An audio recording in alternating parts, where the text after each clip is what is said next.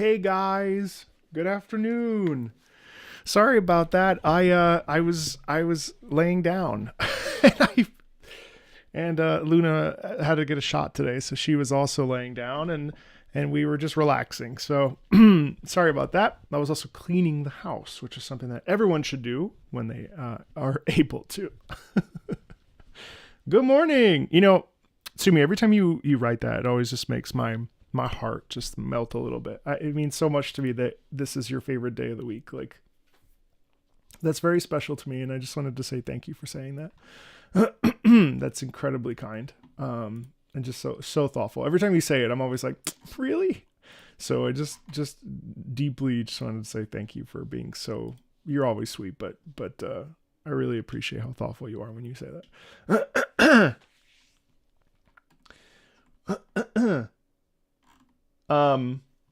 Hey guys, good morning. I'm just gonna give it a couple minutes here while we sort of wait for things to settle in and folks come in. I know this is something that people like to be a part of, so I just want to give everybody a couple minutes. How you doing? How's it going? You guys all right? You ate 2 bags of Dorito chips? You must be under the age of 30. Hey guys. I have Trash Panda, but we're going to talk about it tomorrow on the Woowa stream. Good day to you.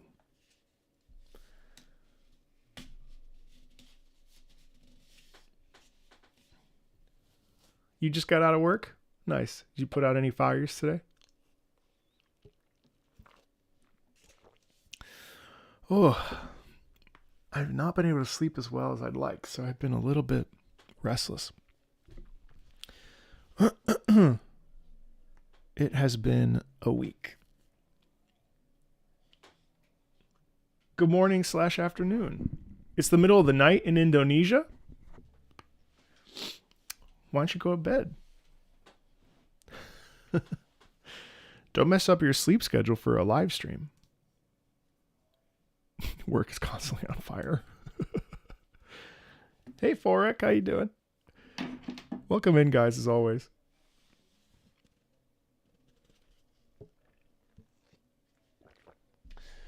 Honestly, today, looking at this list, I don't know, we might be able to finish the Patreon list today. It's actually crazy. Looking at,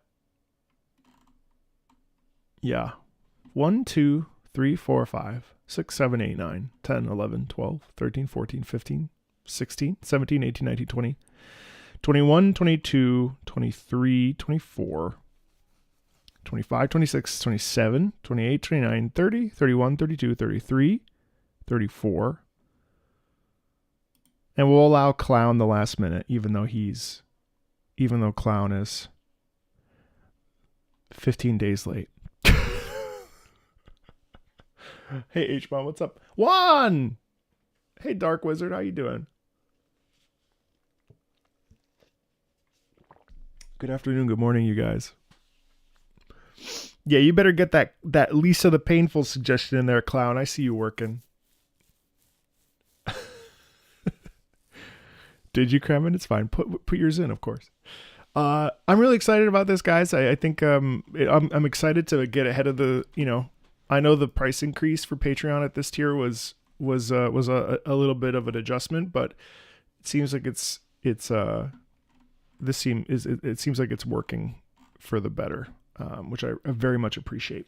And I should say, it's water under the bridge. We're moving on. I know I said I wasn't going to talk about it, and I still don't plan to, but I just wanted to also say thank you for those of you that were very supportive and very communicative, and left a message of support or just supported without a message on my video the other day. That is absolutely not the norm for this channel. I don't like doing stuff like that.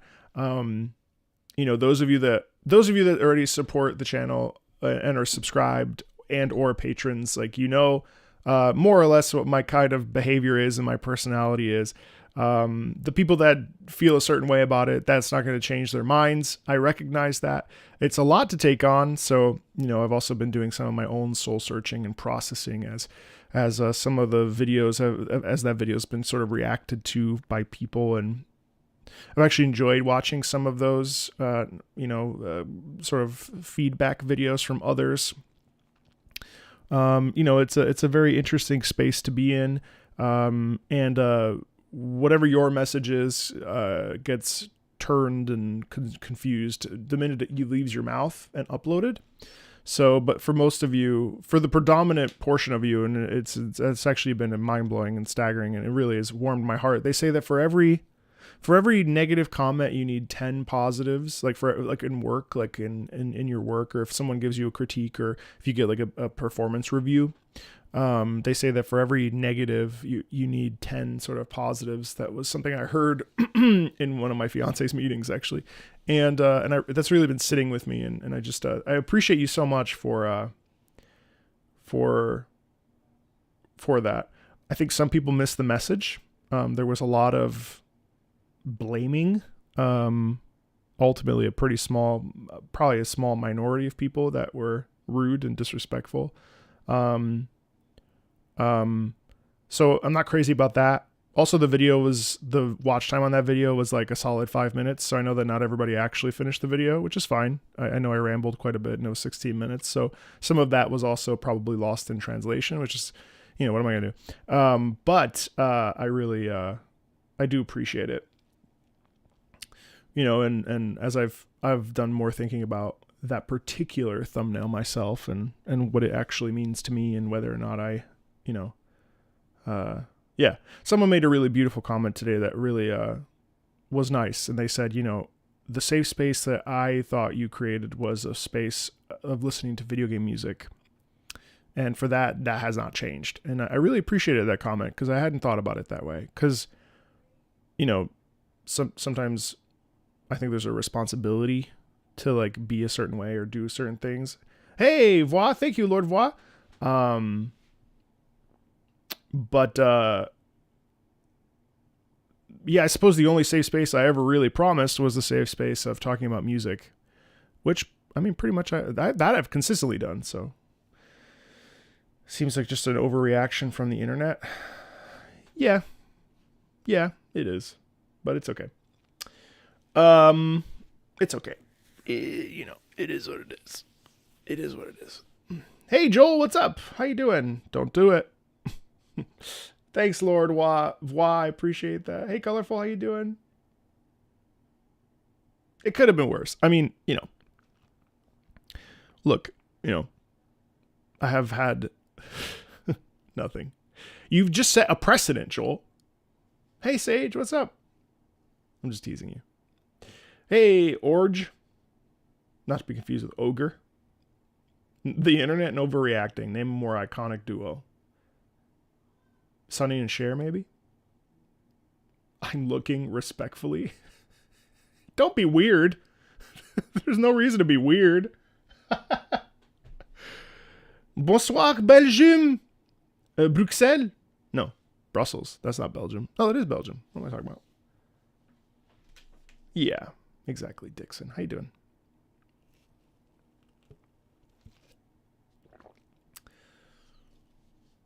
For sure. Hey, Noodles? I like that. Opera Uncle. Tectone reacted to my last video. Yeah, I saw that yesterday. I thought Tectone, I mean, look, I don't think anybody's going to deny that Tectone can choose some very inflammatory language. But his takes were actually not that far, minus the inflammatory stuff.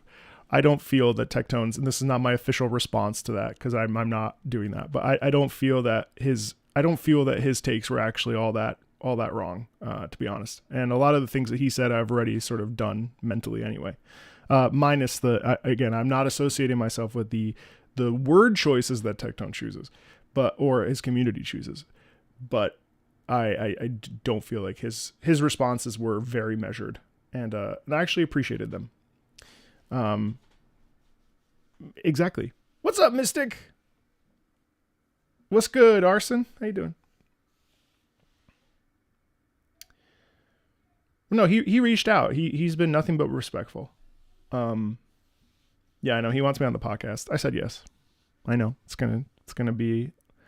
I'm sure I'll get in trouble just for associating, but I mean, I don't think. If you know my style, you know that you know how I handle things. I think. Let me just say one thing. I'm gonna say one thing. What's up, Connor? I think sometimes people forget that I had a job before the YouTube thing. I think sometimes people forget that that I was like I used to I saw some feedback that was basically like that if I couldn't handle the heat. Actually, Mr. Poke said this, which he and I also spoke.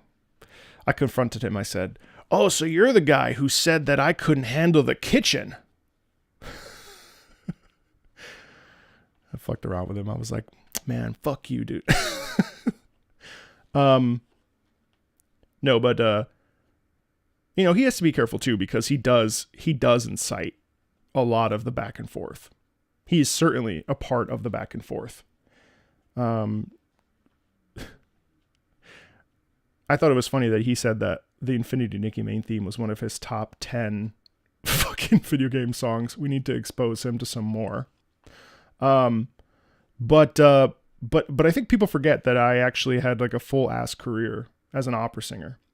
And I used to perform in front of thousands of people.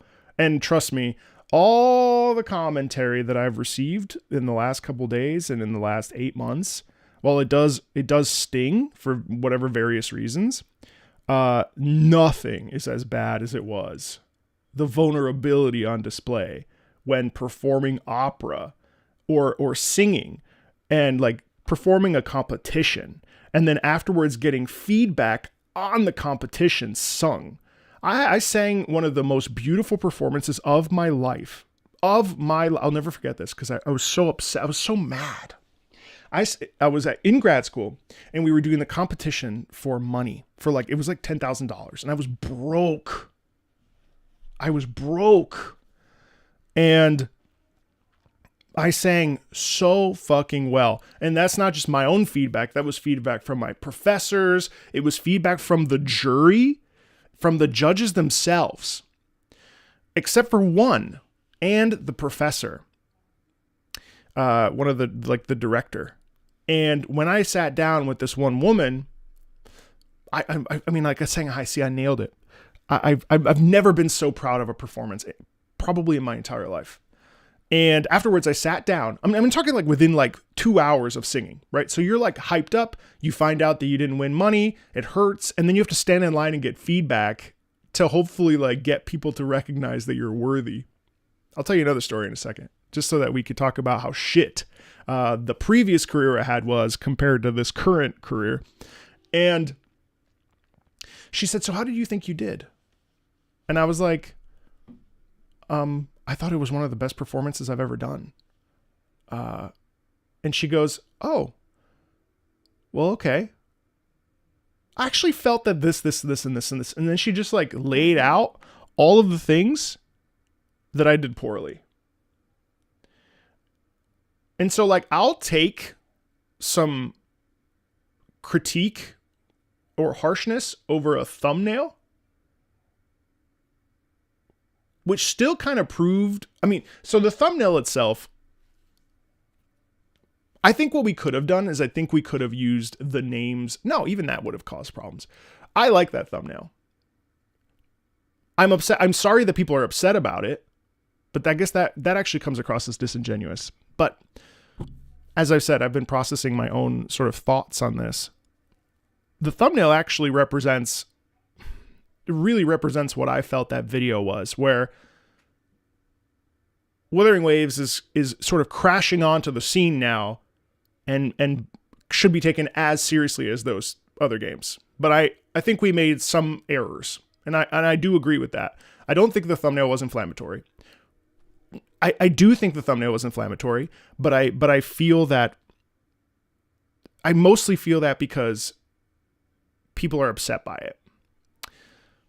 And I think that's a nuance that I think even just saying it, I know is going to get twisted if it comes up in a conversation, which I kind of now I don't feel bad about because I'm just choosing to stay in my lane and just like, I'm going to say what I'm going to say. But I mean, so it's a lot more nuanced than we're actually thinking it. So it is what it is. The point is, my previous career was way worse than that. So like, I am sorry that people are upset. But yeah, I don't know that I'm necessarily sorry for creating it or for having that idea. Well, that wasn't my idea. First of all, that was my thumbnail designer's idea, but I approved it. So it is me. I take blame for it. But then the other story, check this out. Last thing I'll say, and then we'll get into the music. I was being groomed for a position at a very prestigious young artist program called Houston Grand Opera in Texas, in Houston, and in Dallas. and I had auditioned for them multiple times. I'll tell you one more story about how fucked up the industry was and how like a lot of the stuff that we're dealing with now, while it definitely sucks and it hurts me a little bit, the stuff I used to receive was way worse. I was being groomed for this position. And I got a personal email on my birthday from the person in charge saying, "Hey, I want you to audition because I want you to come and be a part of this program." And I said, holy fuck, I've never received a personal invite for a program like this before, at this level of prestige. And so I had hemorrhaged a vocal fold.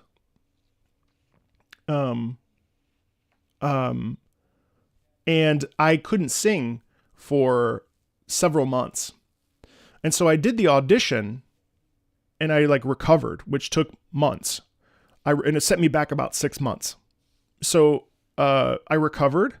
Like I couldn't talk. I couldn't talk for a month. Like I couldn't phonate.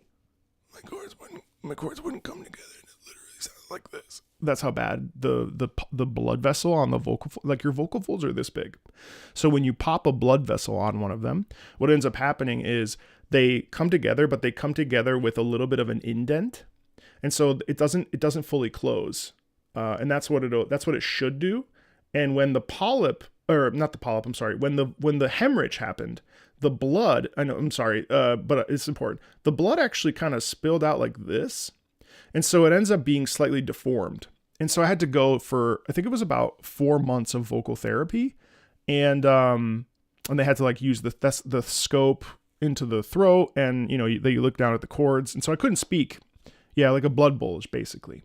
And I had to like do all these exercises to regain my strength. So it was actually like a pretty fucking miracle, because I had a teacher in grad school who literally popped both blood vessels. He sneezed, he popped both blood vessels, and he wasn't able to sing ever again. So the fact that I was able to recover, and that happened to you too? That's awful. I'm sorry that happened, Carson. French popo. So he literally like had a beautiful voice, and he literally could never sing again. Now he could still teach singing, but he couldn't like teach it through example. Like, how I'm like, oh, do it like this. Like the phrases ba da da ba da ba da ba da, like that. He couldn't do that. So his career ended and he had to go into teaching. But anyway, so I recovered, was able to sing in an opera. And, it really did set me back on a major, I've never talked about this publicly, actually, by the way. And so I sang this audition for Houston Grand Opera, and I was like, all right. And then of course I wanted them to like me so bad. So I was like, oh, by the way, I'm singing in this opera, tomorrow. I'd love for you to come. And they were like, yeah, sure. Well, leave us some tickets and we'll look into it. Never hear anything. And I'm like, okay. Okay. I'm like with an ex-girlfriend, we're like having issues, and like we're like, I have like the flu, and I'm like emailing all the time, never getting an answer. And then finally someone answers me, and they said, hey, it was the same person. She goes, hey, really, you moved in a direction that we didn't like, and we just decided to.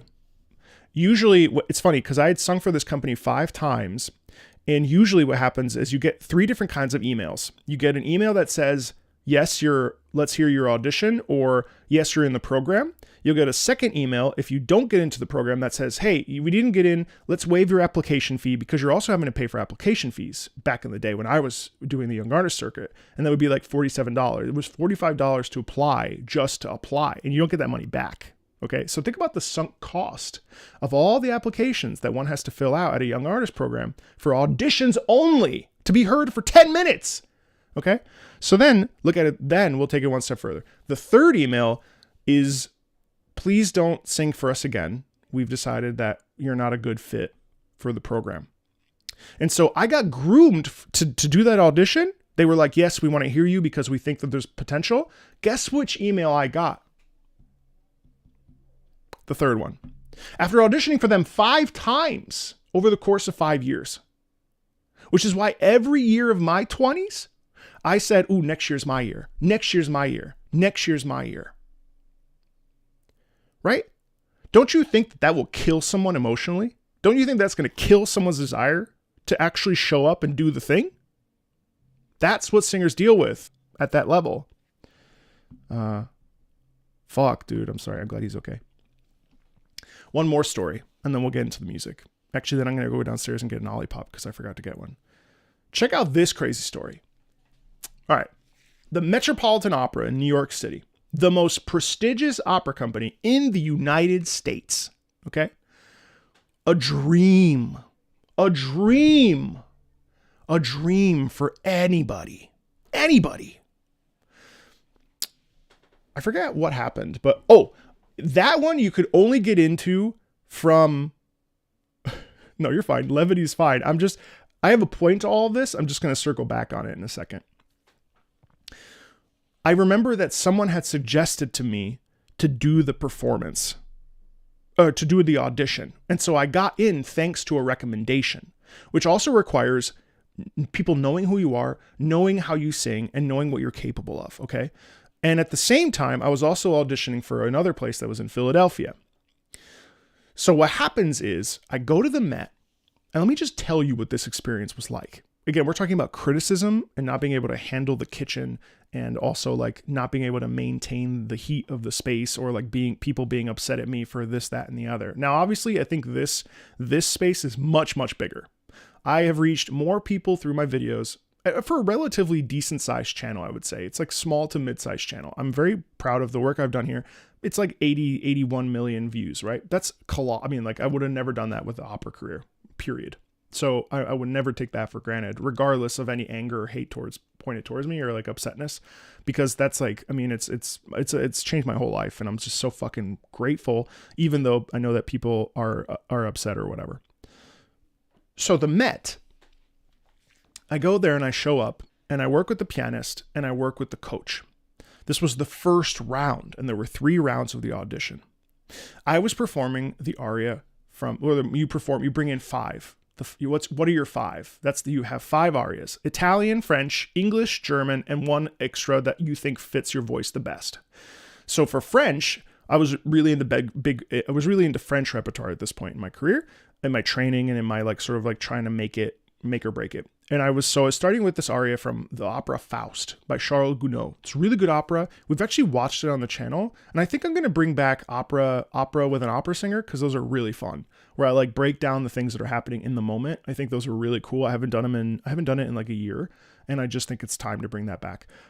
I knew this aria like the back of my hand. It's called Salut demeure chaste et pure. You know, Salut demeure, hello, beautiful, chaste, something. Salut demeure chaste et pure, something.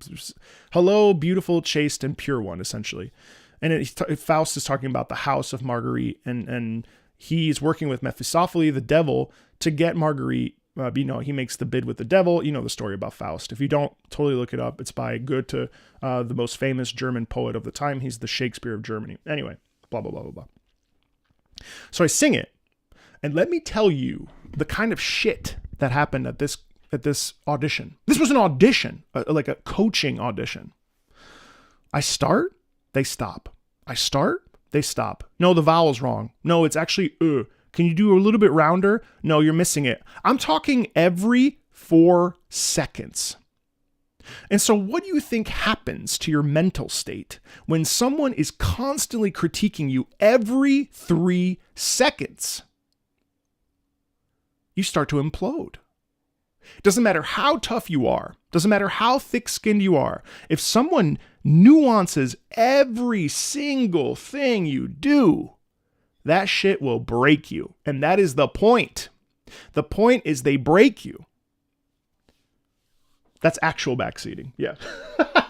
That's a funny way to put it. That's actual backseating, but like the worst kind. Backseat singing, yeah. So this goes on, and then the audition happens, and you know, we do the thing, okay?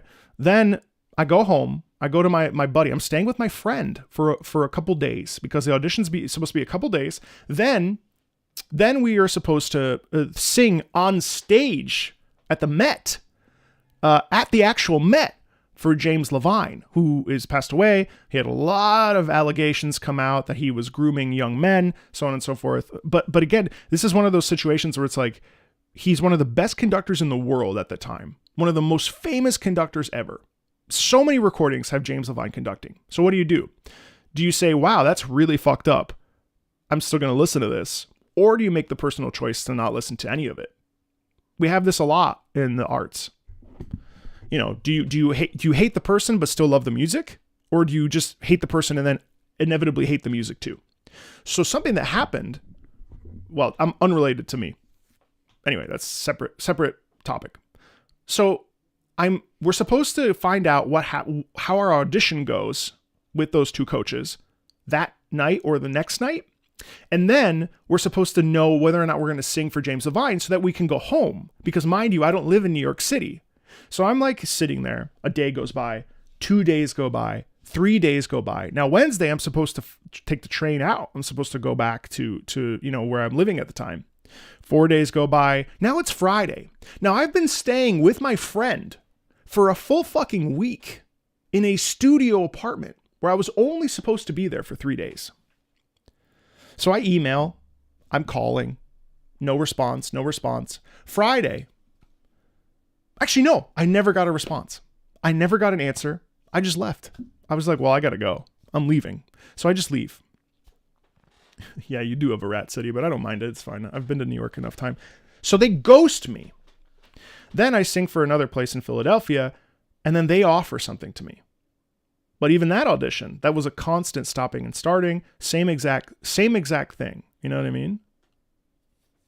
Hey, thanks, chef. Appreciate it. So check this out. I go to Louisville, Kentucky to sing. This is a month later-ish. I can't remember all the details. They call me. My friend already found out that she was in the program. She sang for James Levine on that Wednesday. And her and I were like, what the fuck is going on? How come I'm not? Okay. They call me a month later. It was a week later, excuse me, because I got the offer from the Philadelphia place. Right. It was a week later. And they say, hey, we want you to re-audition. Not only did they ghost me, but they also were going to make me redo the whole fucking thing over again.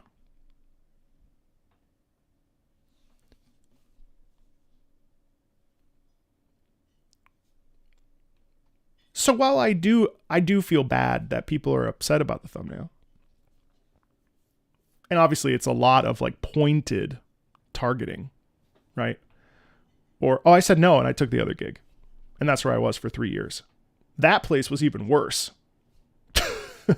That place, they would dehumanize you. They would call you by the voice type. They would be like, tenor. Oh, you want to hear one more story? I'll tell you one more story. Hey, Kuro, what's up? We're just sharing, like, having a thick skin and talking about opera bullshit. Let me tell you one more story. Final dress rehearsal. And if you don't know what a dress rehearsal is the final performance you do with costume as a rehearsal, as a practice. Okay? We are opening in 2 days.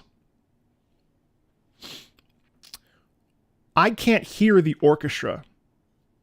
Tales from the Opera Days. That's a great idea. I will do that, actually. We're performing. This is my second time with the orchestra. Okay. Theater's really small. The orchestra's in front. I'm going to get into this. I don't want to spend too much time on it, but that's a great point, Sanguine. It's a whole, like, that's a whole fucking mentality that I just fucking hate, but that's neither here nor there. So it's my first time with the orchestra.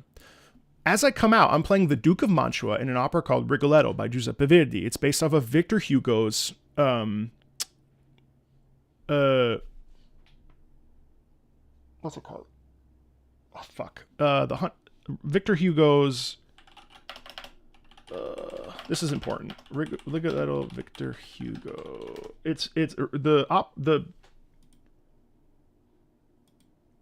Le Roi s'amuse. I don't know if anybody's ever read Victor Hugo or Le Roi s'amuse, but that's what the Rigoletto is based off. This is just tangential details that don't matter, but if anybody's interested, it's an 1832 play called Le Roi s'amuse by Victor Hugo, famous French novelist and author and poet and stuff. So we go out, and the first thing I have to do, the Duke is a womanizer. The Duke is a piece of shit. The Duke loves money. He's sleazy. He's a scumbag. Like, he comes out and he's like, what the fuck is this? Questo quella. He's like, who cares? I'll take this woman or this woman. I don't give a shit. I'll take any woman because that's what I do. That's literally questo quella, this one or that one. That's literally how the opera starts. Bum, bum, bum, bum, bum, bum. Questo quella, per me pari sono a quant'altre d'intorno vi vedo, nel mio cuore l'impero non cedo, meglio d'una che l'altra sarà. It's that fast, right? Dunca, dunca, dunca, dunca. Really fast. And while I'm singing, right before I start, the second verse, I have to, which is actually funny. This is my ex-fiance at the time. Or she was my fiance, but my ex-girlfriend. I have to scoop under her, pick her up onto my shoulders. I have to then set her down, slide into the other girls, and I have to then like massage them while preparing to sing. And then I have to come in for the second verse. This is while I'm singing, not in between, excuse me, while I'm singing. How the fuck? I still don't know. So this is what happens. We have to stop because I'm off. And the conductor, he was an old man. I don't even know if he's still alive. He probably is. I don't like hate him or anything. He's ruthless. And he goes, you're late. You're late. And I go, I'm sorry, I can't hear the orchestra. No excuses. Pay attention. What are you doing up there? There's 50 people around me. There are 60 people in front, probably, actually, no, it's more like 40 people in front of me in the orchestra. And I'm being singled out. Tenor, you're late. Tenor, I'm a tenor. I'm a voice type as a tenor. Tenor, you're late. Don't make me have to do this again. We restart. We reset from the top. We do it again. I fuck up again because I cannot hear. One thing that you don't know about singing is that when you're singing, especially opera, you can't hear around you. That's why they have monitors on the top of the stage so that it points down so that you can like hear the orchestra. Because when you're singing, because of the amount of physical body required, you can't actually hear things super well unless there's a monitor. So I fuck up again. And then he stops the orchestra. And normally what ends up happening, what you're supposed to do in a final dress rehearsal is go from the beginning to the end without stopping, right? So he stops again. And he goes, you know what? What's the problem up there? And I go, nothing. I just can't hear. And I'm starting to get pissed. I just can't hear you. I can't hear the orchestra. Well, you're going to have to figure it out. Let's go. Come on. Are you a professional? I'm sort of paraphrasing. And then he says, you know what? Let's skip it. Let's skip it. And I've never had this happen in my entire life. At this point, I've been doing opera like in rehearsal and in performance, and I probably sung 1,000 or more performances probably. So we literally skip it. We move on. He's like, whatever, let's just move on. I can't deal with this today. So I never got to do the performance. I never got to do that particular song until the actual opening in front of an audience. Now, granted, the audience was about 150 people or so. But like, you know, it was a small theater. But still, those are like, in the theater was full of the biggest donors of the opera company, of the school, right? Because opera is like a donor-based system. So like, you know, whatever. So like, can you imagine? So like, you know, all that to say, hey everybody, sorry, I'm not recording a video, I'm just talking. So all that to say, like the Mr. Pokey's original tweet, when I talked to him about this, and it's totally fine. It's not even a big deal. And he was like, if you can't say the heat, get out of the kitchen. I'm like, but the reality is that, bro, the kitchen I used to be in, most people would fucking melt in. So this is all like easy. I mean, like, yeah, it sucks. I mean, it's not fun. It's not fun. I feel, you know, I feel upsetness towards it, and I don't want people to be upset.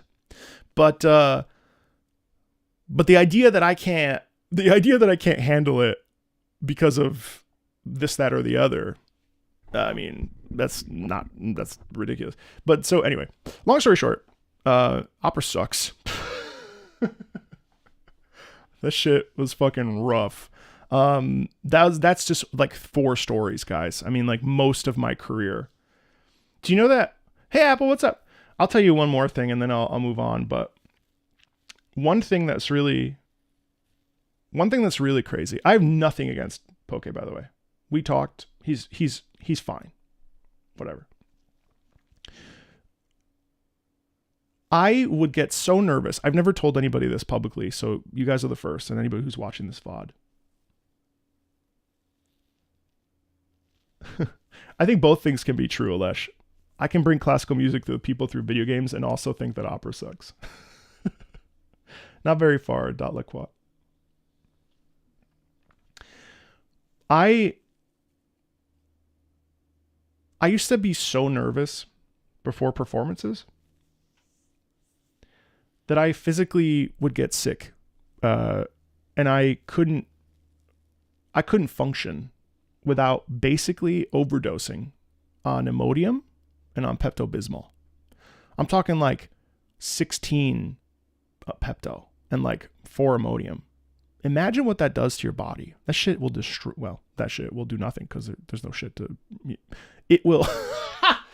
It will destroy you. And what then ends up happening is you get dry mouth. And so I would literally be singing and I could basically not function because my stomach was so in pain, plus the amount of medicine that I was having to take in order to like literally survive performances. So someone asked a question like, how do I feel about my current career? Dude, I probably would be dead. Realistically, I don't even think that that's a real exaggeration. Because when I was in grad school, I started getting panic attacks. Have you ever had a panic attack in front of 4,000 people? Shit is fucking wild. Like, so I started getting panic attacks in rehearsals. I started getting panic attacks in performances. I used to get panic attacks, you know, because the thing is the show must go on. You have to do it because otherwise you don't get paid. Can you imagine? It's like one has to do it in order to get paid. My last gig was in France and I spoke English. I didn't speak French at the time, which is why I chose to learn it so I could communicate with people. The loneliness of being in a foreign country where you don't speak the language. And thankfully, the conductor who you've met, Robert Toohey, who does the FromSoft videos with me, he's an amazing person. He's become good friends. I got him to buy a Nintendo Switch. He has a PS5 because of me. Like, I've changed his life. He's going to come back on and talk about how he became a gamer thanks to me. I'll take full credit for that. And he would tell you the same. I changed his life. He's welcome. That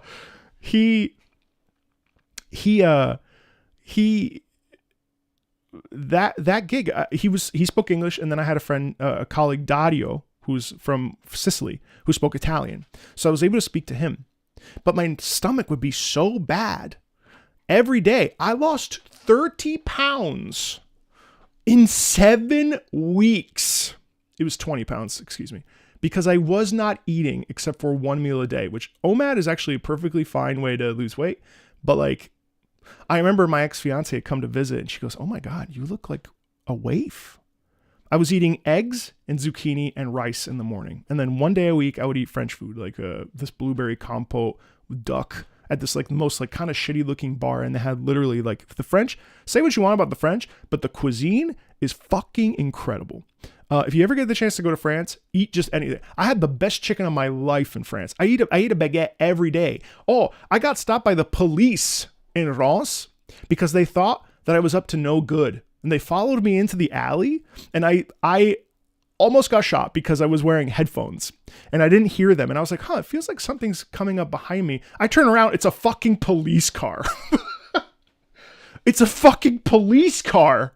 And I'm like, oh, what the fuck? Because I was so nervous walking to the theater that I saw the cops and I quickly turned around to go in the opposite direction to see if the door was locked because my OCD was sort of like unhinged at this point. I wasn't on medication.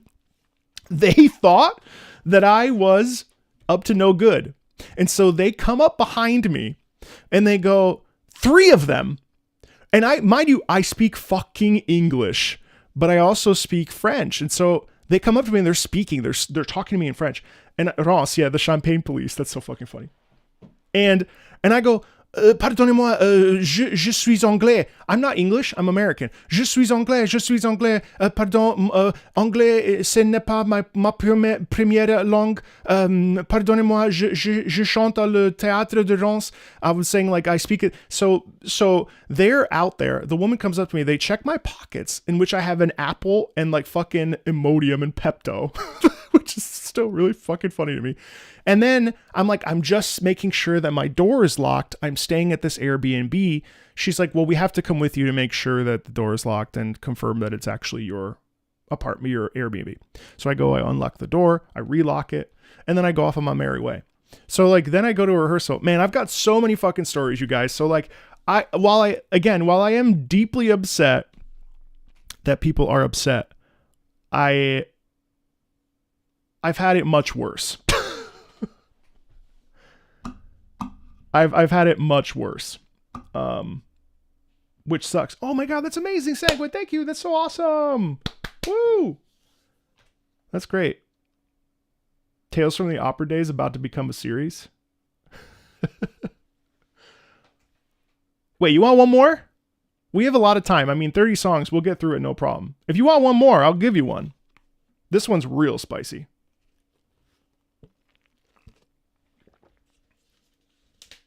It's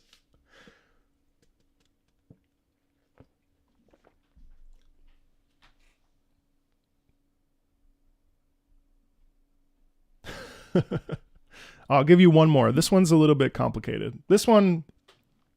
All right. Okay. But the reason I'm saying all this, I wish the fucking Genshin I wish that the gacha creators that repurpose my video would fucking repurpose this. That'd be so much fun. I would love that if they'd repurpose this one. This is the good shit. This is actually interesting.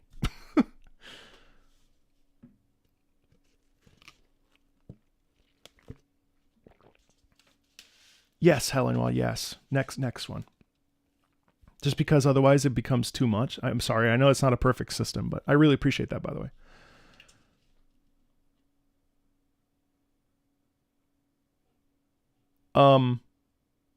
Here's one more, and this one's a little bit complicated. I had done, oh man, this one's such a juicy one. I'm not going to say their name because I don't want to drag them through the mud. There's no reason to do that. I had done a performance. It's a 2-parter. My first professional opera was in 2013 at a place called Louisville, Kentucky. And in it, I was singing Mitch in Streetcar Named Desire. If you've never read Streetcar Named Desire, it's a fantastic play by Tennessee Williams. It's an incredibly complex like social, it's like sociological story. Like it delves into human character. And if you write it down, that and we'll watch Rigoletto together. I think that'd be really fun. So check this out. All of my colleagues made $6,000 to $8,000 on their performance. Now, I will never hold this against them because, first of all, the guy that gave me this role passed away, so rest in peace. And also, like, it made sense because I was a young artist for that company, and then they decided to throw me a bone and let me have this lead role, one of my first professional roles. I got paid $3,000, $1,500 a night. That is nothing. But for a 20-something, I was like, holy fuck. This is the biggest paycheck I've ever made, right? $3,000 in a weekend ain't that bad. But it could have been 6 and it could have been 8. And it wasn't. So that fucking sucks, right? The director was a big fan. We had worked together before. I was really excited to see him. You know, not bad. It was nice, right? Several years later, I'm in Philadelphia at this opera school that I told you about, right? I get invited to go back to Cincinnati. And Cincinnati's in Ohio, for those of you that are in Europe. And I went to school in Cincinnati. And I was like, oh my God. I'm covering. Covering means to understudy. It means that in case someone gets sick, you go up and perform. I'm covering one of the most famous tenors of all time, Marcello Giordani. Rest in peace. He died of a heart attack a couple of years ago. Complicated man, like most opera singers are, but, with his own issues and baggage and ways of being. But, he was kind to me. And, I'm really sad that he passed. He was not very old. He was maybe 60 something. It really sucks. But so he was at the time one of the most famous opera singers on the planet. Like I had DVDs of him, so imagine me. And I was making $4,000 to sing a smaller role in the opera, which is very common in the opera world, but it's also fucked up because the opera world, they want you to understudy and they want you to sing the smaller roles, even though you're meant for the bigger roles. And what do you think that does? It creates a sense of perpetual insecurity. Because if you're constantly singing the smaller roles, no, I'm not that complicated. If you're singing the smaller roles all the time, do you really think that then when it's your turn to step into the bigger role, you're going to feel confident enough to actually step in and sing the bigger role? The answer is fucking no. And so what it does is it serves as cheap labor. It helps the opera company and it theoretically helps you. Ideally, it helps you, but I have a lot of colleagues that never went anywhere despite doing all the young artist programs and trying to build the career, right? And so I remember being so fucking nervous because I was like, oh my God, I'm so excited. I'm going back to Cincinnati after like 4 years. They're going to welcome me with open arms. I'm so pumped. I know the conductor. You've actually seen him if you've seen the Non-Gamer Reacts video. He conducted Chris Allen. He conducted My Tosca. Young man. We went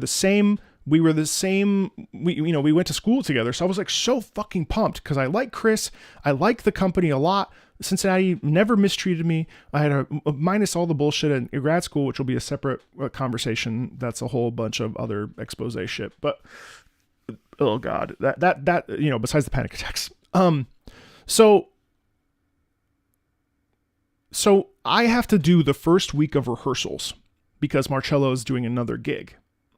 And at that time, remember how I talked about how bad my anxiety was? I was trying things because I had undiagnosed obsessive compulsive disorder, which will fuck your life up. It will fuck you if you're not careful. And I'm so glad that I take medicine to control it because that shit will ruin your fucking life. And I had it undiagnosed for probably my whole life. What's up, Barman? So check this out. I'm taking beta blockers. Do you know what beta blockers are, chat? I'll tell you. Beta blockers regulate your heart rate, and they make it so that you're not hyper nervous. Like you might still be nervous, but it'll regulate your heart rate so that it doesn't feel like you're like you can still kind of do your job. And it's supposed to be a small dose. I found this out after. It's supposed to be like 0.3, 0.5 milligrams, which is probably like depending on if you have a 10 milligram pill, it's a half of a half. Unrelated to the topic, but you might as well know. I'm taking 20 because the doctor wasn't like, you should test this out. And my dumbass went and fucking took 20 milligrams. So I show up for the first week of rehearsals. Yeah, palpitations, panic attacks, all that other stuff. I am in the fucking clouds. So I show up and it's going fine. It's all good. And what ends up happening is this director chooses me to be the punching bag. And so every day I'm getting verbally abused. He goes, hey, I went to the school you did too. Where did you go? Oh, I went to the same school you did. Where did you go? As if to say that we have a different sort of approach to performance. Why did you cross here? I'm talking like in front of like 60 people, like my castmates. And everyone sees it, but no one says anything. Why are you crossing here? You're ruining the entire scene. Why would you do that? I'm like, I don't know. Then check this out. The stage is a rake. And the stage, what a rake means is it's elevated. And what it does is it helps with the perspective of the audience. If a stage is flat, it kind of just is flat and it doesn't elevate the rake is supposed to elevate the scenery so that it feels more in your face. It's kind of like a 3D effect that we do it in whatever. And there's a chess table. And the chess table, I'm a pretty big guy. I'm 6'2". That's 73 inches around. No. Sorry, just some levity. So I'm supposed to be attacked by the main bad guy because in this role, I'm playing his subordinate. And so he's supposed to walk towards me and I'm supposed to hit the chess table, catch myself and be like, as he like confronts me for why I didn't do a good job. Right. Which is, that's the moment in the opera. And so it happens, but I'm always like hitting it below the knees. And so I'm actually afraid that I'm going to fall because it's unsafe. Like it really should be hitting me in the ass to make sure that I can actually like stop myself. Right. Because if it's hitting below your knees, you actually like could potentially like fall backwards. And that would really fucking suck because again, it's a rake. All the chess pieces would fall into the pit. The pit is where the orchestra is during a performance. It's all bad. You don't want any of that. And so I'm like, the whole time I'm kind of like stressing out about it because it's like kind of dangerous.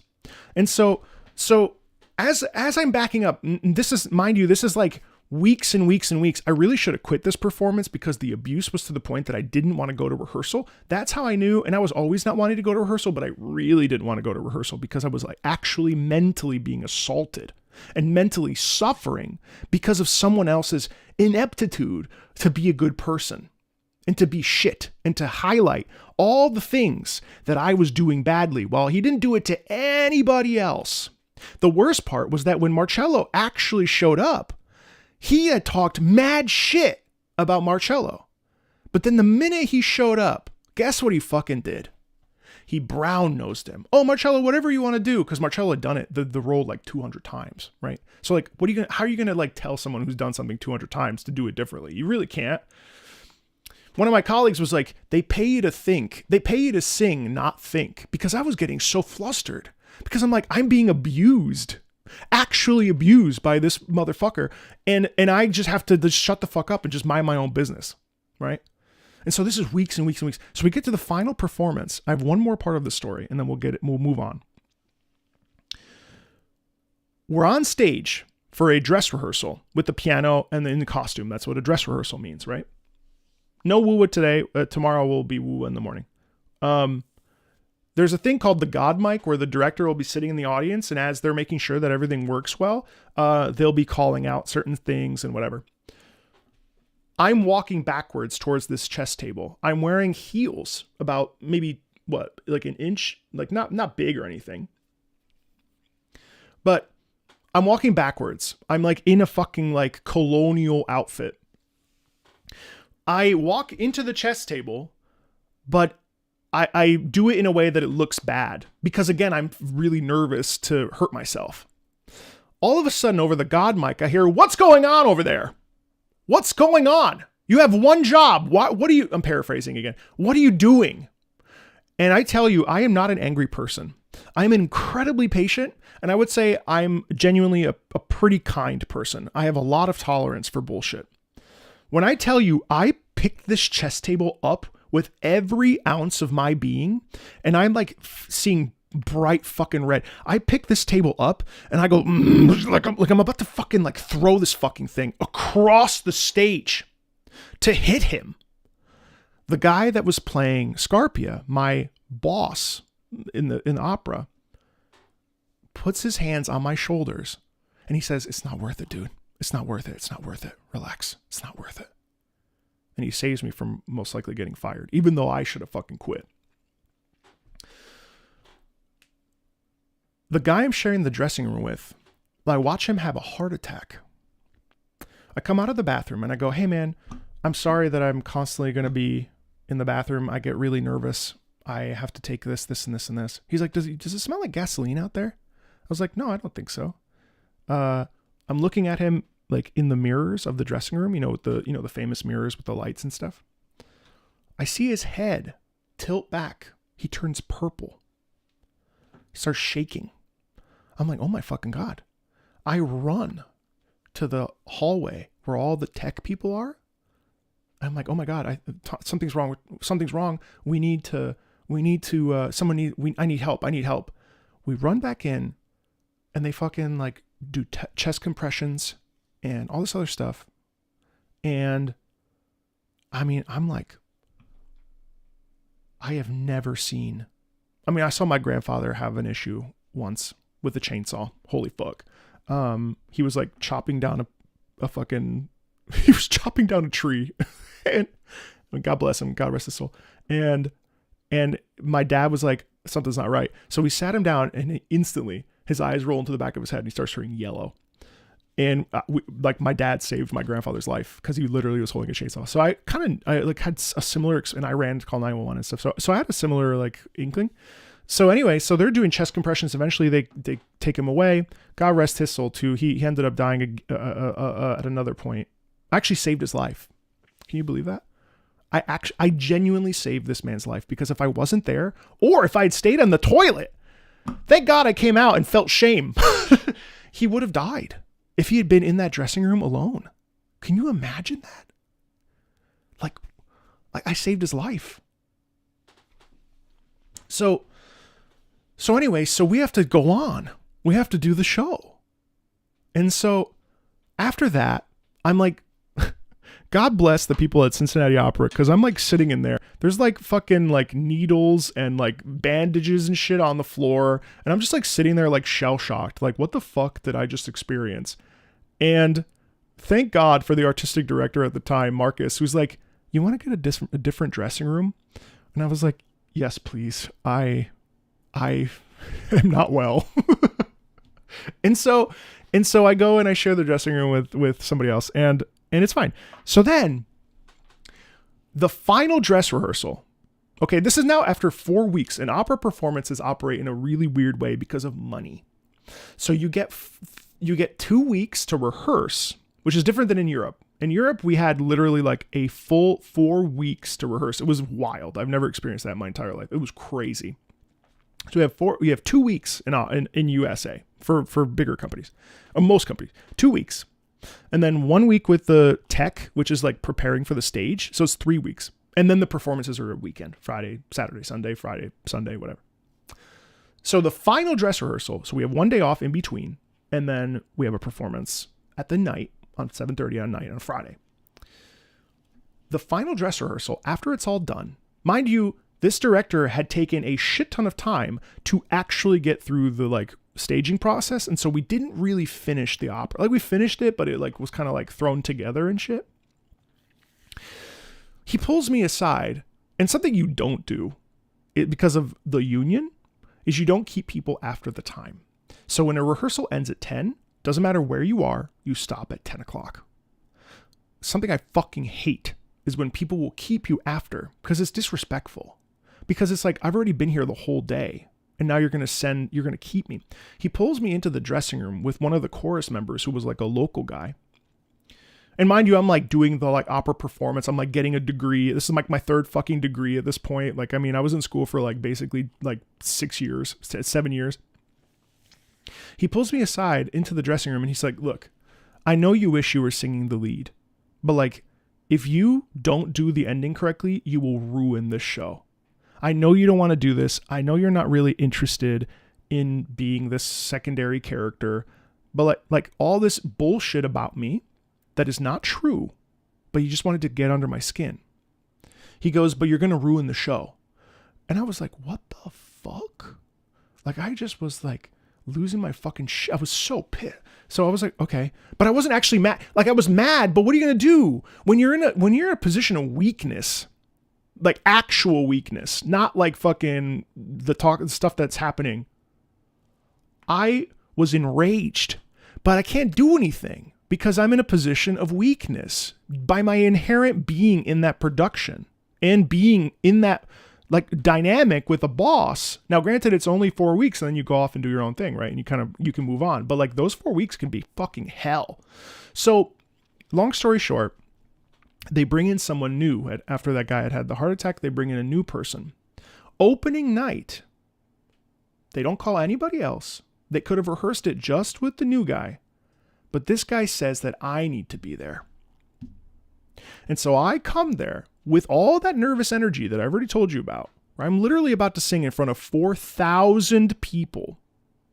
4,000 people. Can you even fathom what that looks like? That's 3 tiers of a theater pushed all the way back and they're fucking looking right at you. That's 4,000 people. I mean, like 4,000 people is fucking crazy. I'm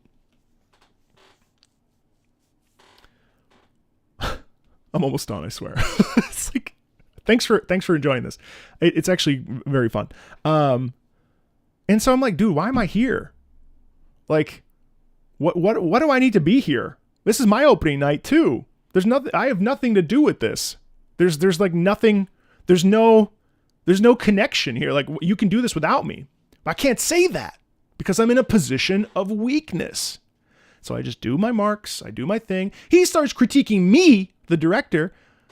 I'm not even doing that role that day. Marcello's there, right?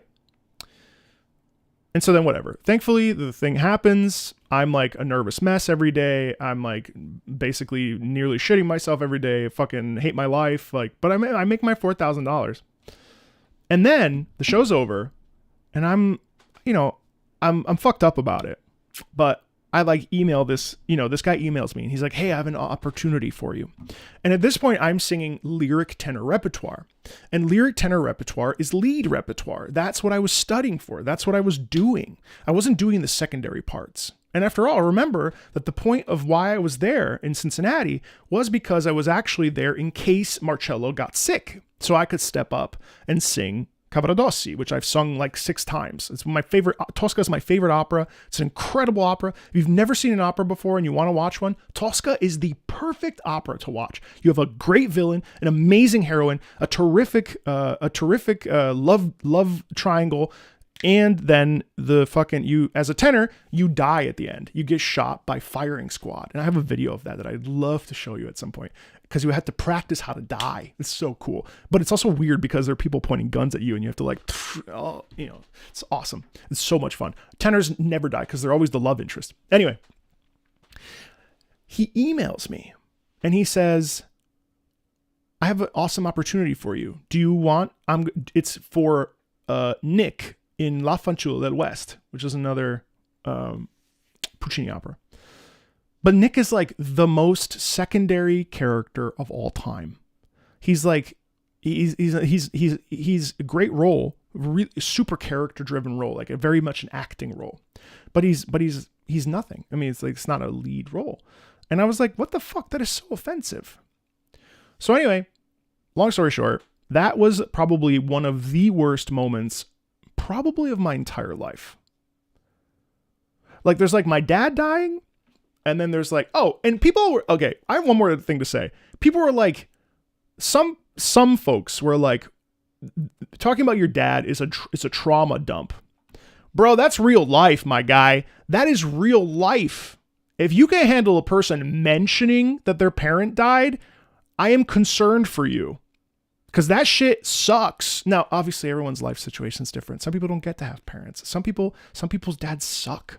Some people's dads are alcoholics and drug users, and they hurt them. So, of course. But, like, I had a dad. And so, like, my dad was my best friend. So, like, that shit's real. Like, I watched him take his last breath. I even asked him, I said, Dad, can I go upstairs? You seem like you're okay. My dad had no more strength at this point in his life because he was literally about to die. And with his head and with his hand, he said, no, don't leave. That's how much my dad, because he knew that I wanted to be there for that, because it was really important for me to be a part of that. He was there for me when I was born. So why wouldn't I want to be there when he had died? Right? My dad honored me that night. And anyway, this is getting kind of crazy, but I appreciate you being here. So all that to say, all this stuff, it's like, guys, it's just like, I mean, yeah, you know, I feel bad that people are upset, but I've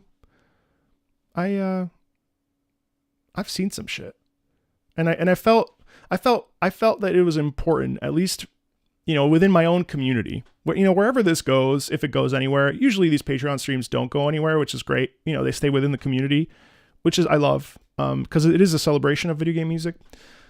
And I adore my patrons, and they're so thoughtful, and they are so supportive, and they help make these videos better because they pay for Nathan, my editor, and Raul, my thumbnail designer, who designed that thumbnail that I approved.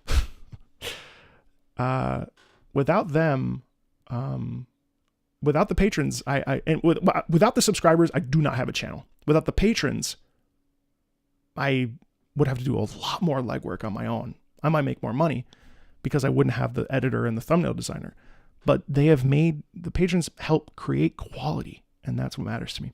But anyway, so, you know, yeah, I appreciate you listening. I am over it. I am over it. There's no issue. I'm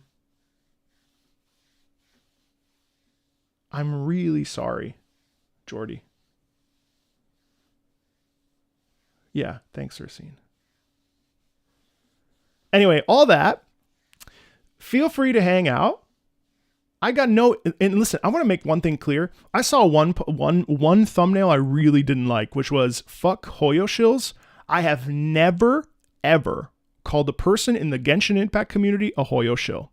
I want to make that abundantly clear. That guy's video, I think it's GVXN. I can't remember. He seems like a nice guy, by the way.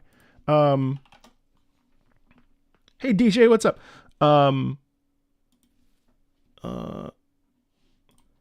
Who are these people?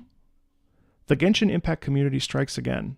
Bro, you guys need to relax. See what you did? You gave them ammunition. You're continuing this even though you're not a part of a side. Bro, I'm not involved with what people do.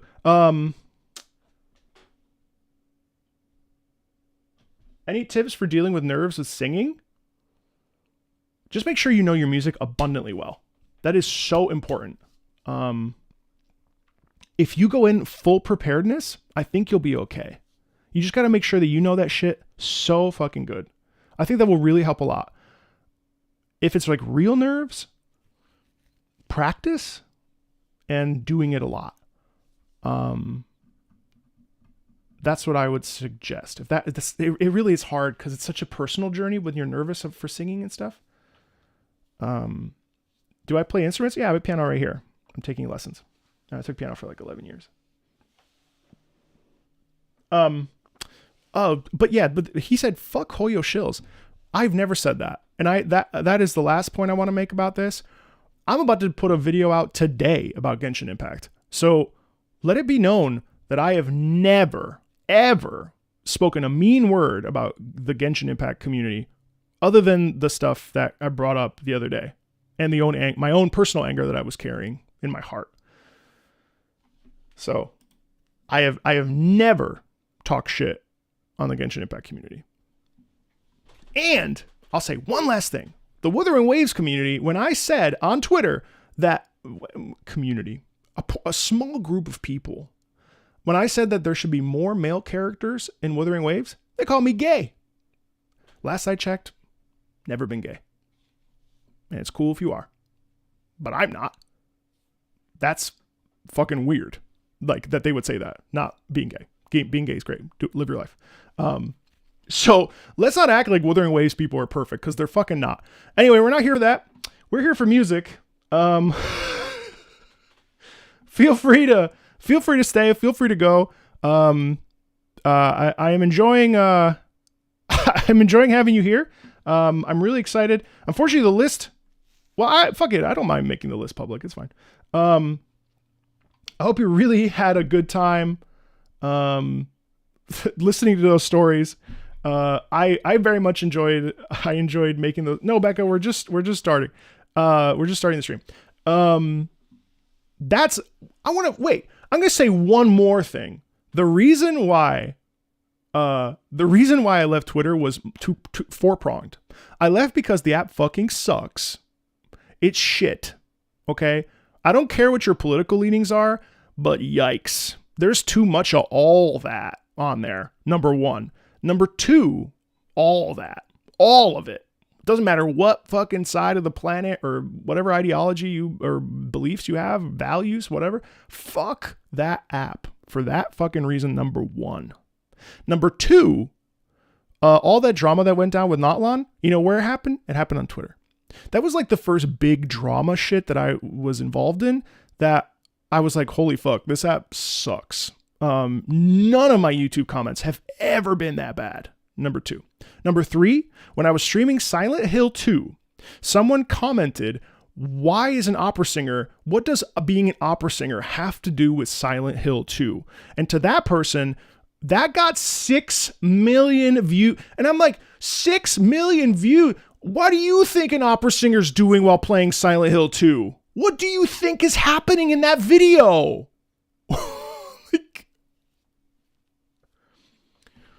What do you think is happening when an opera singer is playing a video game? Just, what do you think?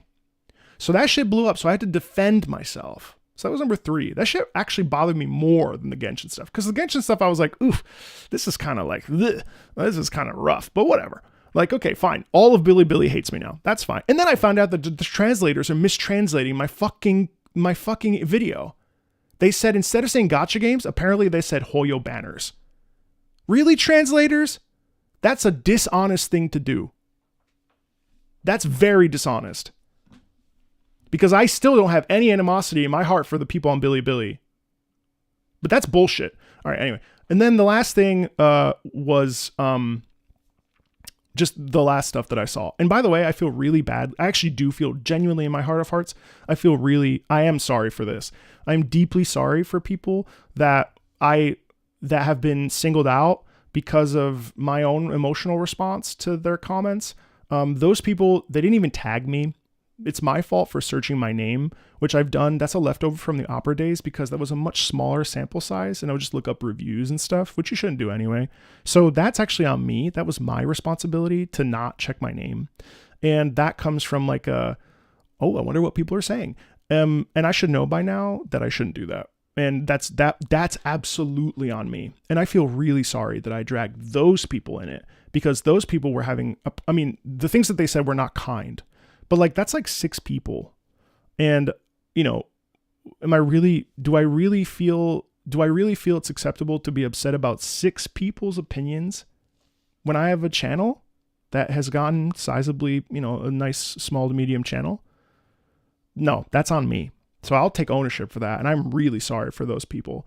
Regardless of what they said, that is absolutely on me. I should not have gotten them involved. And it seems like based on what I saw on what people have told me about the Twitter stuff that hopefully is passed over now, because who cares? That's definitely my fault. So I actually do genuinely feel bad about that. So those are the reasons I left Twitter. I did not leave Twitter because of this. Now, this was a component, but it wasn't the main reason. And fuck that guy. Opera singers play Silent Hill 2. Use your brain. All right, we're going to listen to music. I should have censored their names. I should have. I really should have. I really should have censored their names. I do feel a bit of ownership for that. Vlogging? No. Do I react to requests for non-patrons? Yeah, I do. I'm still working out how to make this work best for everybody so that everyone feels like their voices are being heard. I do a lot of you pick streams during the week, but they're kind of last minute because I'm like, oh, I should film a fighting game video. And then like yesterday, I wanted to do a fighting game video, and those are you pick where I'm like, I have a couple that I want to do, and then I'll have you pick, and then I'll probably split it into 2 videos, and then I'll unlist the video. That way I also really enjoy being live. So that's really fun. So absolutely. And I know that the Fridays are just always for patrons because I have many of them, which I'm so grateful for. And that's what they pay for. So I owe them, I want to respect what they need too, and what they pay for. So, yeah. Just video games.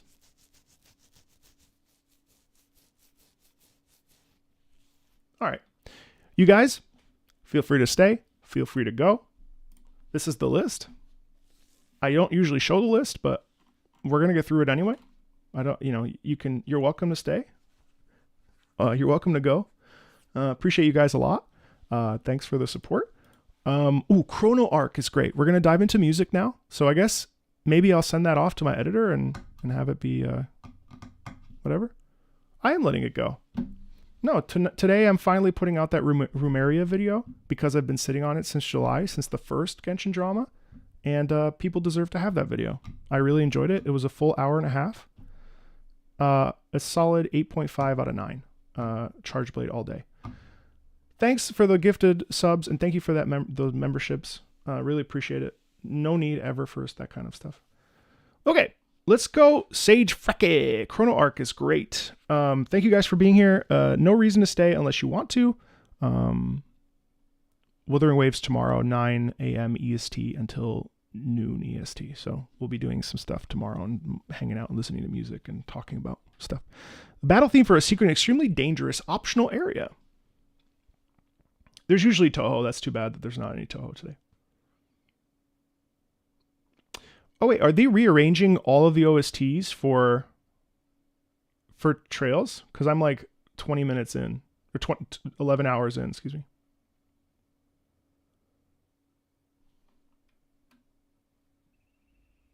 Hey, Artist Corpse, what a terrifying name. Thank you. What opera do you recommend for someone who doesn't speak Italian? Just look up English subtitles. Or German subtitles. If you want a German opera that might be really good, you could check out Das Rheingold, which is basically the Lord of the Rings, but by Wagner.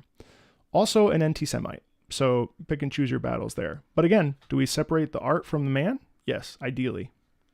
That's a super condensed version of that thought process, but if you just look up German subtitles opera, you can find anything. I think La Boheme is a great starter. I think Carmen is a great starter. I think Marriage of Figaro is a great starter. You're getting a bunch of different styles. Bizet is French grand opera. La Boheme is Verismo romantic opera by Puccini, Italian. Or you get Mozart, which you can never go wrong with that. It can be a little bit boring. So it's okay. I don't mind it being seen. Hey, Brad.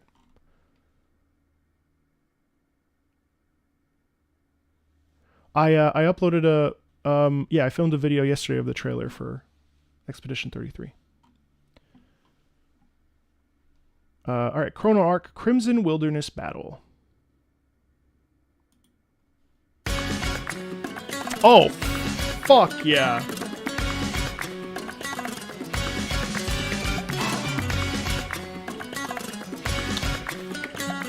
Wow, this is from, wow.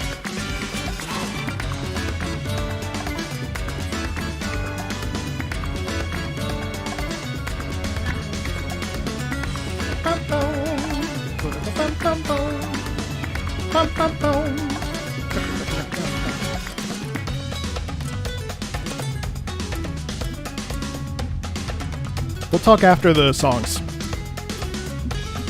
Just want to give the songs attention. insane guitar.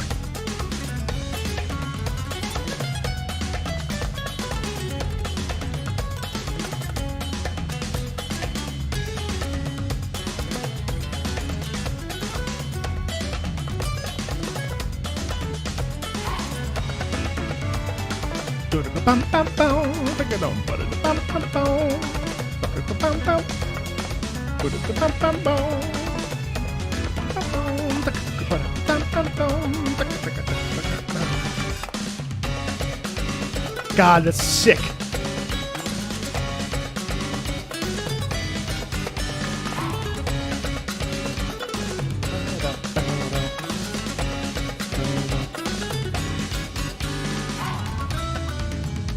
Oh man, the piano in here taking over is delightful. That's actually fucking delicious.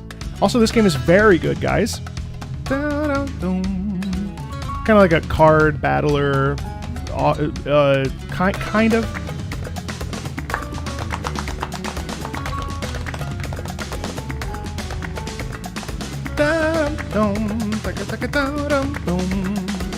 It's all about time. Oh, that's it? Damn, I could listen to that for like an hour. That's very good. Thanks, Sage. That's really good. Appreciate that a ton.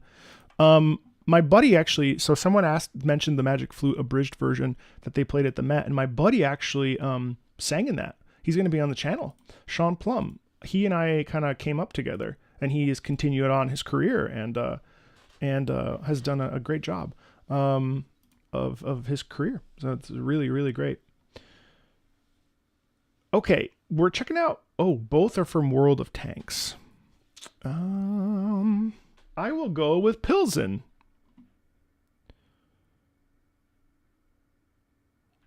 Although you didn't comment. Yeah, I'll do Pilsen.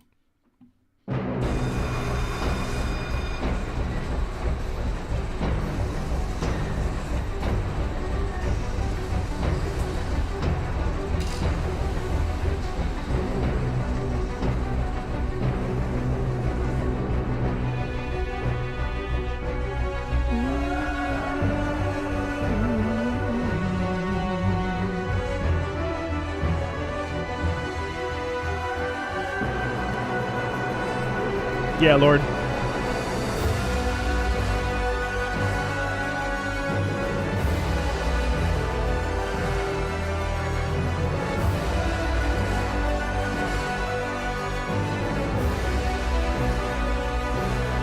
You're welcome, Ursine.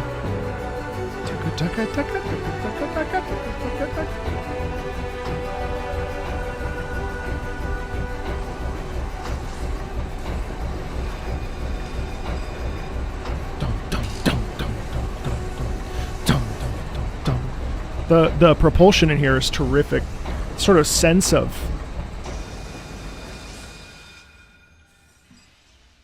Okay, so that's the intro for Pilsen, and then this is the battle. Okay, there's an anime channel. What the fuck is all that, Kramen? Nightbot just took a shit. What happened? This is World of Tanks.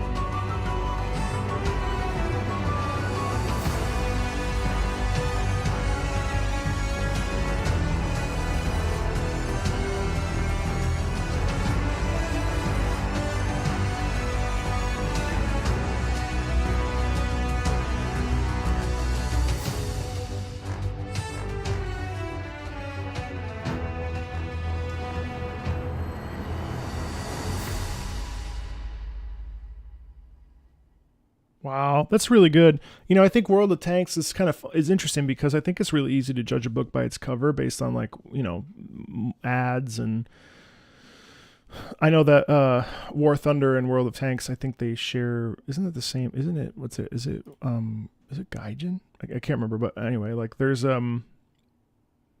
definitely some, like, I think some things that people don't necessarily like about it, but oh, it's not, they don't. Oh, sorry. Okay, never mind. Forget that. Rewind. Blah, blah, blah, blah, blah.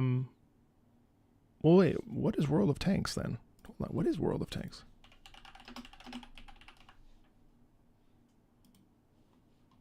Oh, they're not related at all. I'm sorry. That was a misnomer. Well, anyway, I'm gonna add that to the library. I'm more of an air pilot kind of guy, but World of Tanks seems interesting. Musically, I think that's really cool.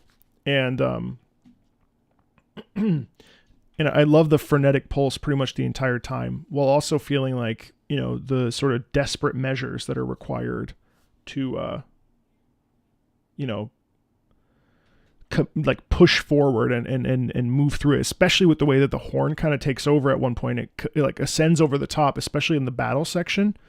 It's a very exciting piece. Thank you for that. It's awesome. I'm actually gonna highlight that. Okay. Ooh, Kirby triple deluxe. Sullied Grace. There's 3 parts in this boss fight, and this is only the first part. The last part is good as well, but this one is what I decided on. That's all good. All right, let's check it out.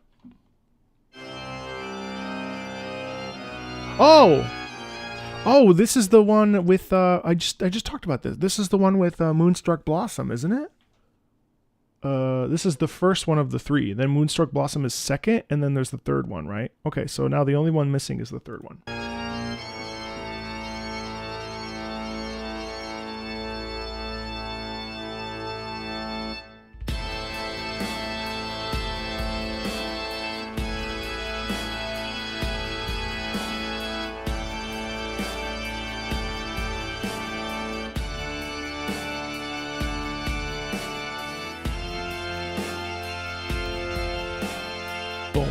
Chop, boom, boom, chop, boom, chop, boom, boom, chop.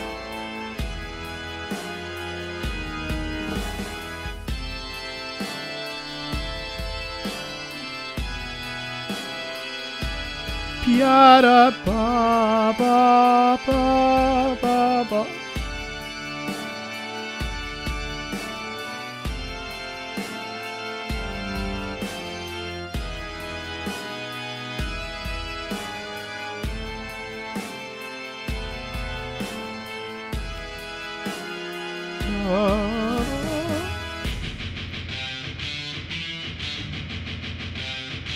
Holy shit.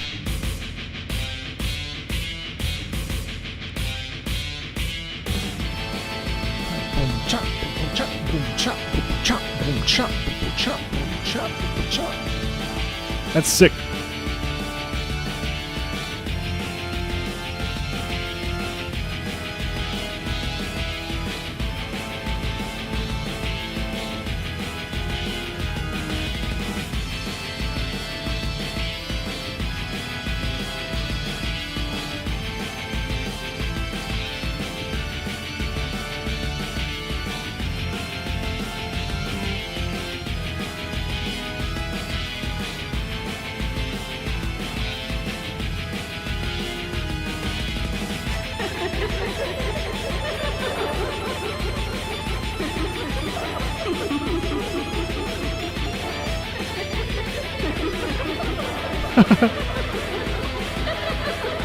Really?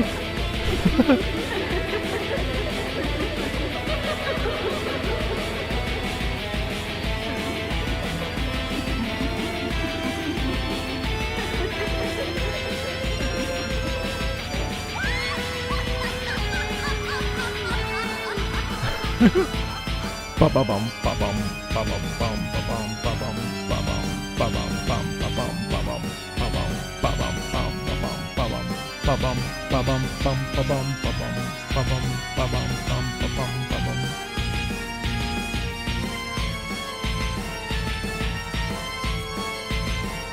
Yada yada.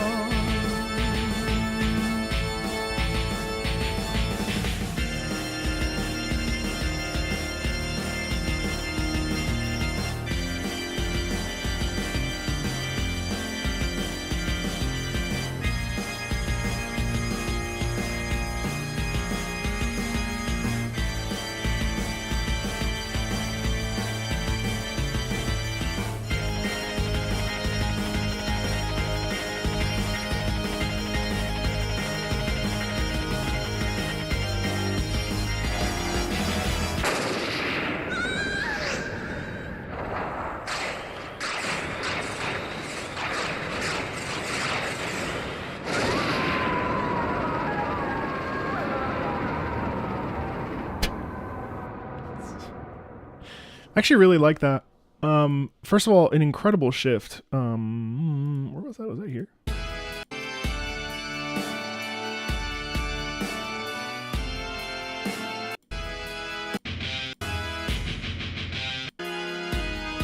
It's cool. It's cool when we have something really slow move into something really, really intense, and especially with the instrumentation there, it feels really like angry. Obviously, right? Especially because of the way that we're using the electric guitar, but also the organ in there is really interesting because it sets up the sort of like thought process of it being an evil being that then is like full of vengeance and rage, which is really satisfying. I've done some first-person shooter videos. There's more that I'd like to do in terms of Call of Duty World at War. Definitely would like to feature that again. And then also Infinity Nikki, I heard there is an insane boss theme, and I don't know that I'll have time to go back to it. But if I can, I will. Or at the very least, I'll like to listen to it. So, Shadow Temple Explorer, Pac-Man World 3. In this game, the music is diegetic to the level's environments, and it is divided into different parts: Explorer, Ambient, Combat, and Puzzle. This is the Explore version of the very final level before the final boss, a creepy little megalomaniac named Irwin, who's trying to crash the spectral realm into the real world. Pac-Man must stop him and save his other two old rival ghosts, Inky and Clyde, misnamed Blinky in this game. Powering Irwin's mech, also this music is almost exact same as the final boss theme, but with a slower tempo and a bit calmer and probably a few instruments. Okay, cool. I'm going to put up some footage too, because I'd like to see what this looks like. Pac-Man World 3.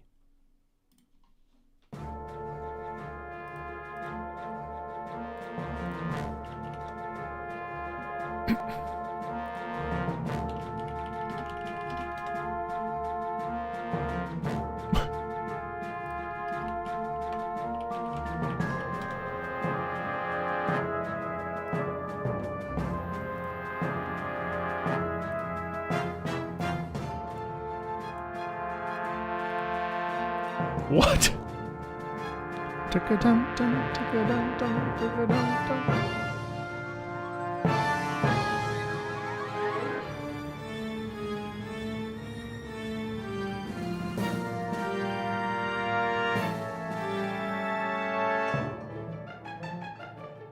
So this is the Explore version? That's interesting.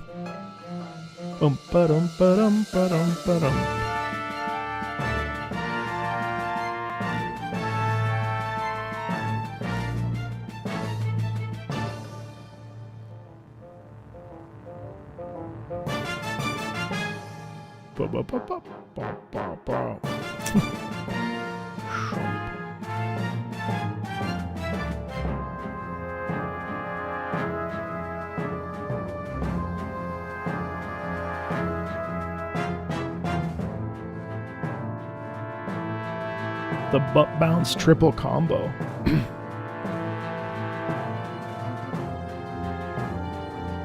This is fascinating.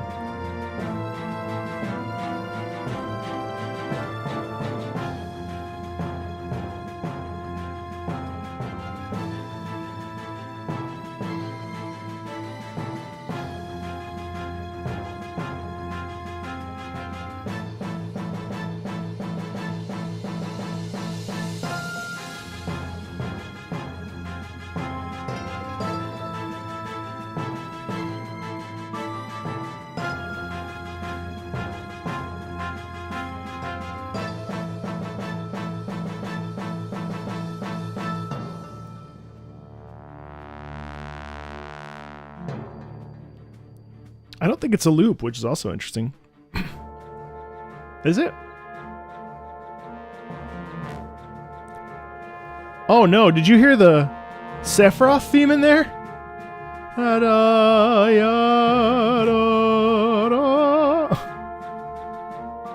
That's Sephiroth! That's funny.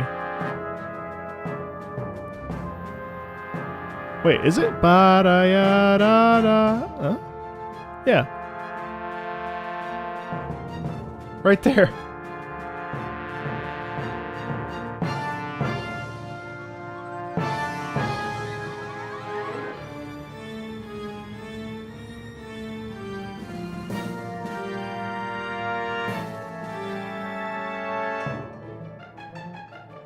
I think that's a loop.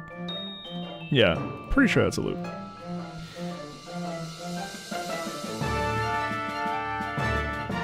More than anything, I'm sort of blown away that this music, you know, is that my favorite piece? No, I would say that is a really good piece for the actual like context. I think listening to that out of context really is a kind of a disservice to it. But interestingly enough, I actually think it's really, really impressive how Pac-Man is such a fascinating thing to me as a gamer, right? Because like Pac-Man feels like one of those franchises that's just like it hasn't. Where do you go with it? You know, and I'm actually, it's sort of actually mind-boggling if you think about where where I'm thinking about Sonic like in terms of time, like where Pac-Man was. And how Pac-Man's been kind of dormant, and now they're trying to bring Pac-Man back, even though everyone loves Pac-Man. It's a really interesting thing, and I think like that music is very obviously it's done in a MIDI fashion, but it's like a very legitimate like sound design and musical like architecture, and everything about it is like well made for the sake of the game, right? But it's just interesting to see like Pac-Man try to like stay alive, if that makes sense. You know what I mean? Hey Stargreen, no, that's on my to-do list for February as Kingdom Come 2 comes closer and comes out. I probably won't play it, but I will be absolutely listening. I'll play it later, but I won't play it right now. But yeah, there will be music. Anyway, really cool, really interesting to hear. All right, Ivy, what is Tooth and Nail and Monaco? A revolutionary Pac-Man game in which you play the most consumptive creature of all man. Oh, of all man. Let's listen to that. Discotheque Rogue. You know, I gotta look up the gameplay for Monaco. What's happening?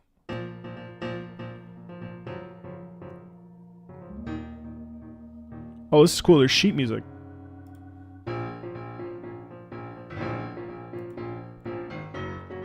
Well, you know, I nerd out whenever I get sheet music in front of me. You know how hard it is? Actually, this is a really interesting point, chat, too. Oftentimes, we really don't get sheet music variations of music, so it's really hard. Like, this is what I grew up, like, first of all, like, I know how to read this because of my background, but also, it's pretty cool how much the sheet music can actually tell us about a piece. You know, con moto, where it talks about the tempo. So the quarter note equals 120 beats per minute. That's how fast this should be. And like, you know, what this means, and like what mezzo piano means, and what, you know, this is organ, but it sounds like it's mostly piano. But, you know, the rhythm here, dun, dun, dun, dun, dun, dun, you know, like the sempre staccato manon, always really short, but not too much. And like sheet music is really the guiding part of like a good, being able to understand music. So whenever I get sheet music, I won't do it for this, but every time I get sheet music, I ending up way in the weeds because there's so much little details. Like the fact that we have the the 16th note run into the whole note here is so interesting to me, and the fact that this is in 4/4, and like how there's, you know, we don't necessarily take these rests. They're just there for the lift, or the fact that here they want a ragtimey sensibility. And the word was naughty, which is really interesting. So how do you create a sound that is naughty? You know, it's really cool.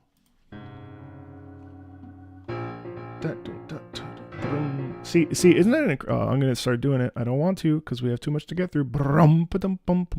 So it's cool because in this part, let me just say one thing, all right? Because you can't tell, so check this out. So right there. So this chord and this chord line up, okay?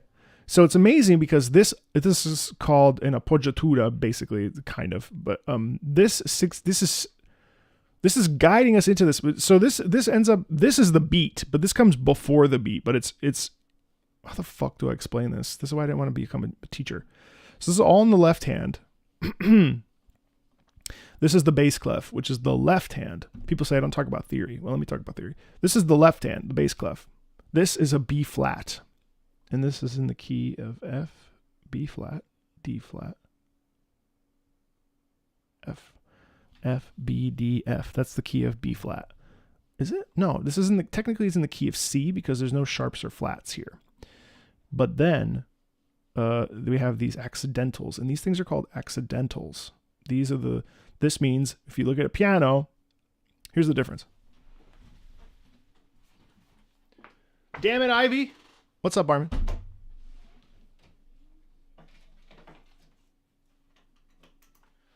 So here's the yeah, you're nerd baiting me right now. So here's this if it was a B natural. Okay, imagine this wasn't here. This is what it sounds like.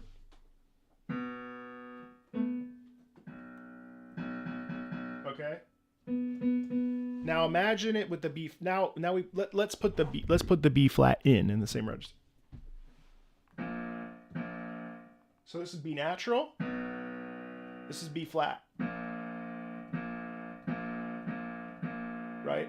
And then looks in the also in this is in the right hand, but they're both in the lower portion of the piano. You have F, B flat, D flat, F. B, D, F. That is a chord. That is a B flat chord. Okay, so it sounds like this.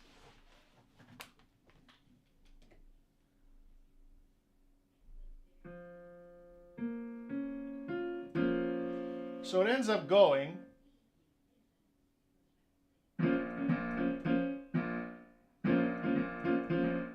Hang on. So that's what you're hearing. That's what you end up getting. That's what you end up getting. You know, so anyway, I think that's really cool. So this is a flat, and it's not in the key of B flat, but this is a B flat chord. B flat, if you look at it, this is F. This is always F. It's in between the two little dots. Then this is a B flat. But this is an octave, which is an eighth higher than this. So F, well, yeah. B flat, D flat, F. B flat, D flat, F is a B flat chord. Anyway, blah, blah, blah, blah, blah. Plenty of opera singer. As far as I know, Puccini don't do solfege. Please don't make me hurt. Solfege, Puccini, I don't think Pavarotti knew how to read music.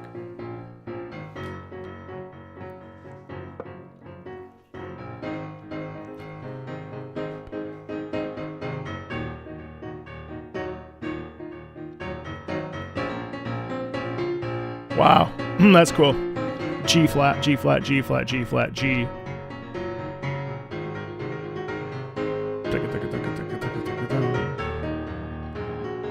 Protagonists are never meant to feel like bad guys.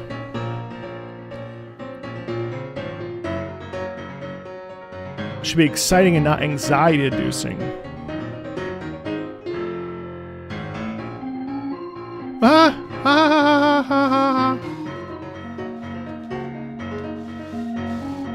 Wait. Oh, this is really cool. So check this out. This is really interesting because, like, imagine if it didn't have the organ sound. So let me see. Can I play that a little bit? Hang on. So if that's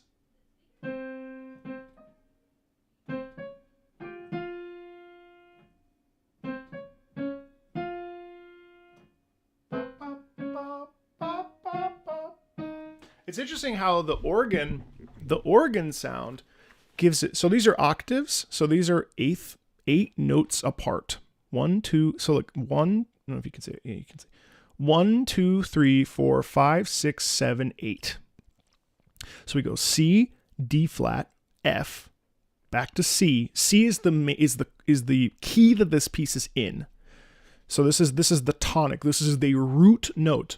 This is the root note of this piece. So C, D flat, F. D flat is not in the chord not in. I like how I'm like, is this interesting? D flat is not in the key of C.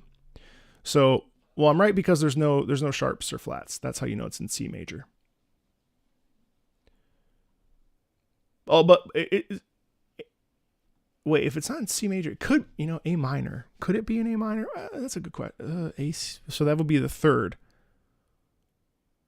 If it's A minor, no, wait, is maybe. Okay. You might be right, Martin Luther. I think you're probably right with the reality because of how prominent that's a little bit above my pay grade, to be honest with you.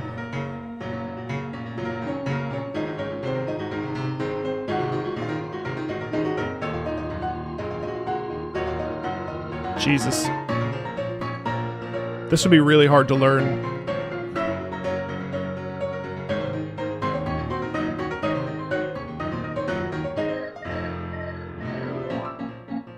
Whoa. Oh, see, it shifted. Hold on, it shifted. That's really cool. Man, Ivy, thank you for finding one that has sheet music. That's really exciting. Bum, bum. So we go.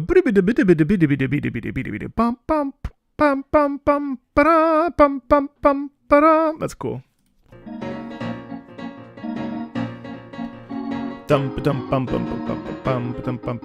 Oh my God! Look at this cluster. Holy shit! What is that? That's F, G flat. F. That's insane. I've never seen a cluster like that. F, G flat, A flat. No wait. Wait, that's not right. It's F, G flat. Right there. Oh. Oh. That's so crunchy. That's crazy. And also, mind you, that that's a big shift to go from first inversion, third inversion, A flat, C, E flat. So that's an A flat chord. Into then going into this crunchy. What is that even? F. What is this? Is F, G flat. All right. Anyway.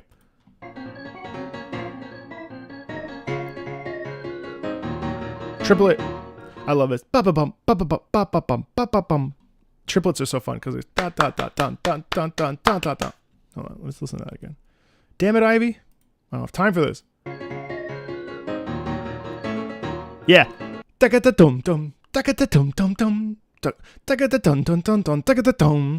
is such like a musician nerd thing. And then this means roll the chord. So, is they gonna do it? Hold on.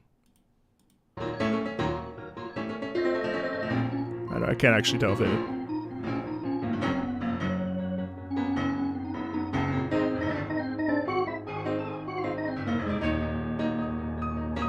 This score is interactive.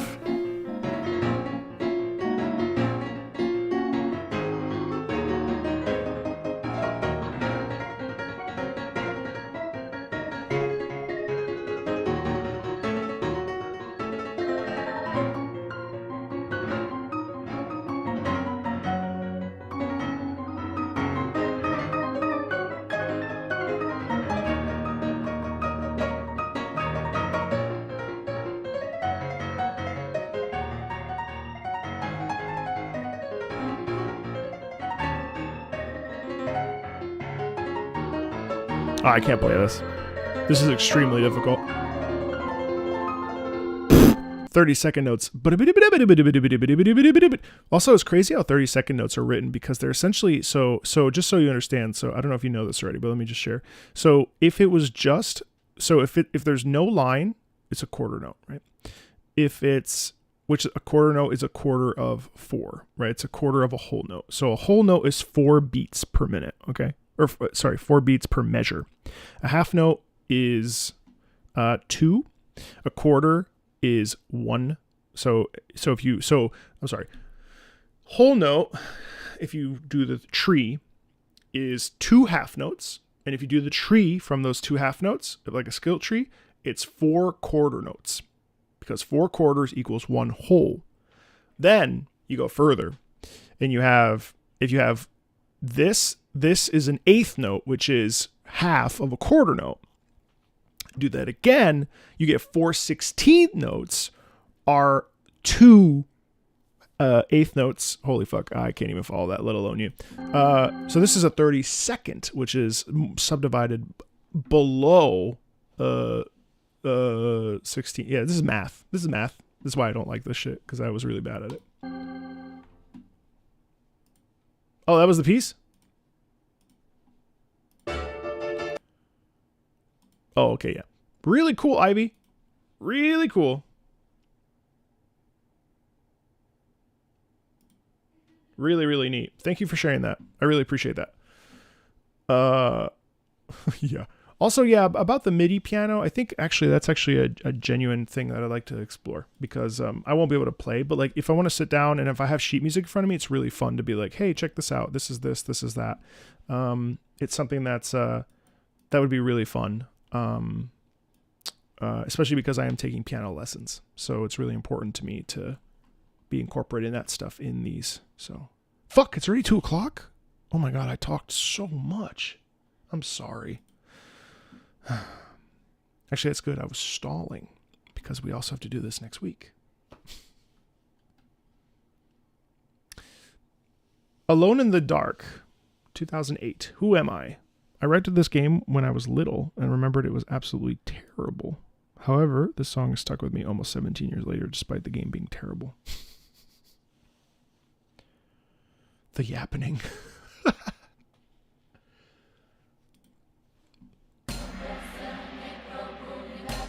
Oh, I've heard this. I think Apple. No.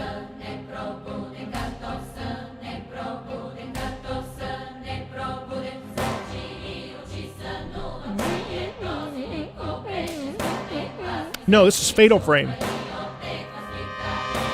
Fatal Frame. It was either Apple Reach or Fatal Frame.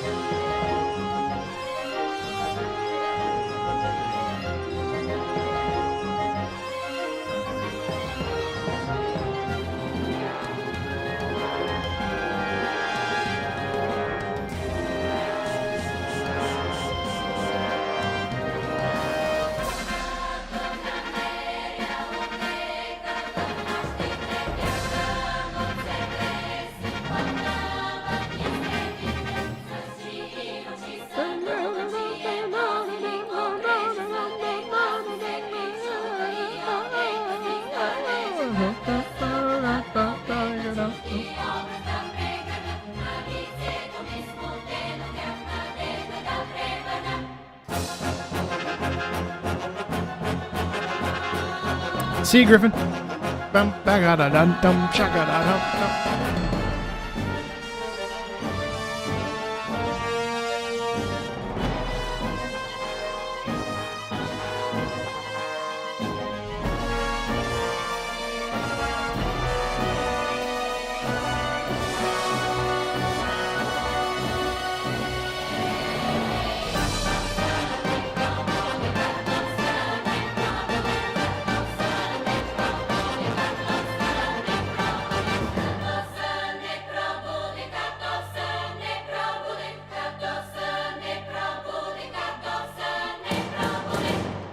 Wow. It's, you know what? Thank you for reminding me of how amazing this track is. It is, it's incredible. It's actually just, the rawness in that is just so much fun to listen to. And really, really, really terrific. Really, really, really, really good. What a blast. I really appreciate you reminding me that this piece exists. That's why I don't mind if people, if I've already heard something, like just, it's really hard to keep track of what I've heard and what haven't. I mean, I think we're on, what was it, guys? 1,437 tracks since, in total, since we started doing the listenings a year ago. Yeah, April 2023. Yeah. Looks like 14 something. A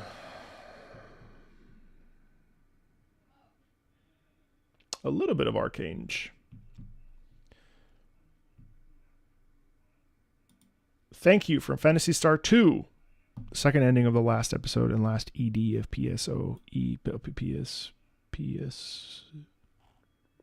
I recommend pausing at 6:57. Oh, it's long. The whole New World segment at the end feels really repetitive. Not only is it a thank you from the character you've changed the future of, but also feel like a thank you from the team who worked on the game over 10 years. And thank you for highlighting that for me. Whoever's doing that, Kramen or Redcar.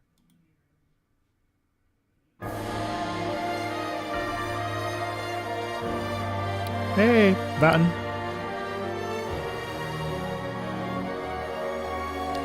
I'll bring up the video in a second. I just have to grab something.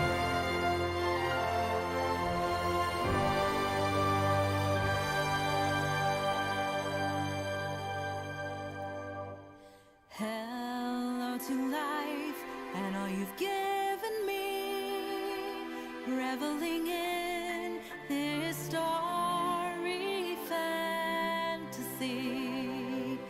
Finally here, have I lived up to be? Do you feel the same?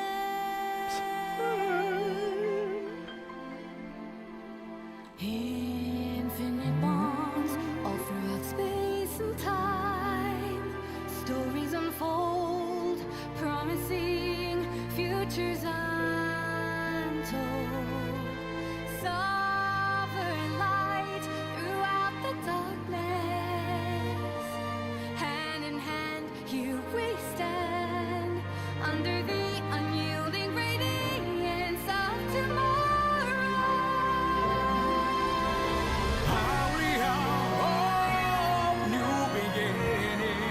Wow. Really nice.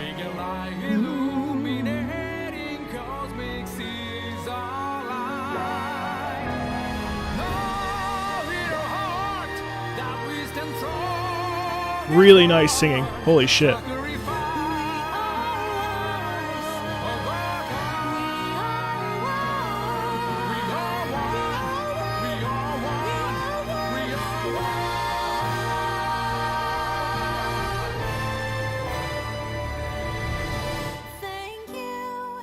Thank you, from the bottom of my heart, our fates align, intertwine, a prelude to a brand new start, sailing anew, all of our dreams come true.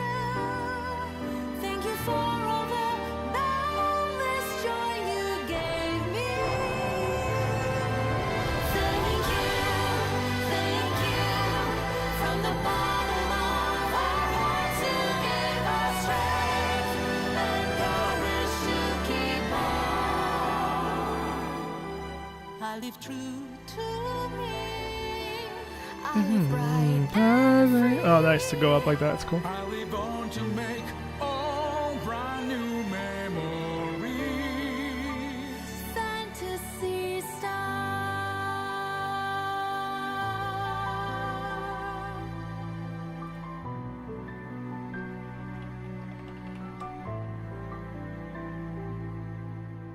Seas of hope fluttering through the wind. Oh, a third voice. That's cool. This is like a lower mezzo.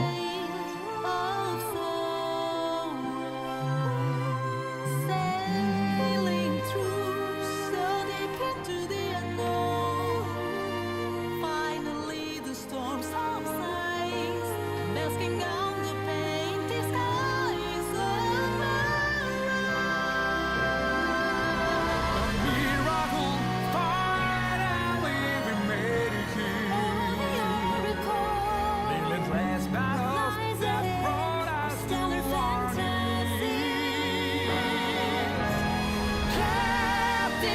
Wonderful harmony there. Wow.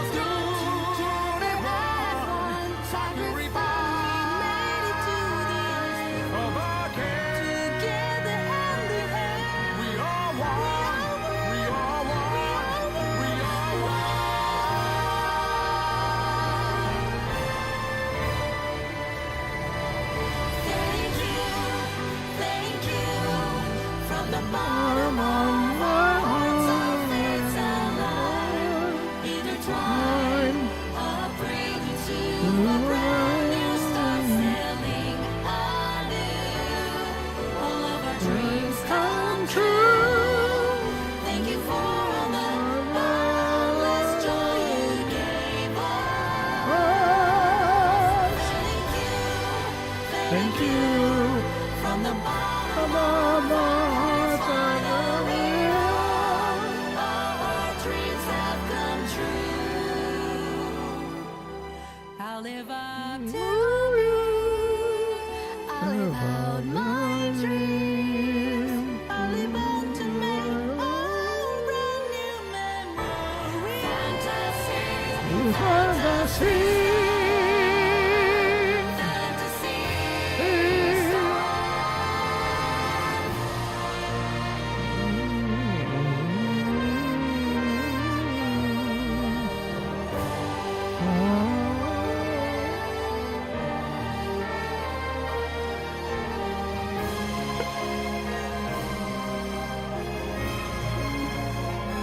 I've heard that melody before.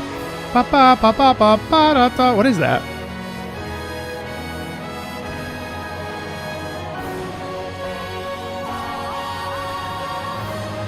Looks like Xenoblade Chronicles. Bum bum bum bum. Fake out.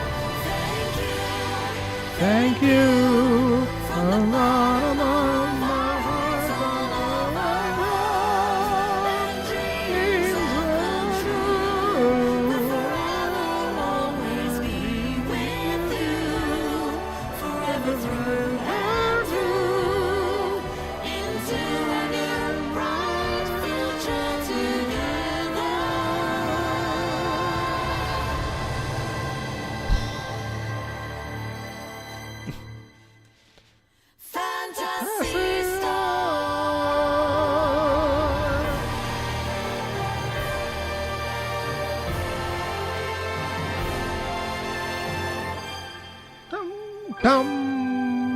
Oh, classic sci-fi movie ending.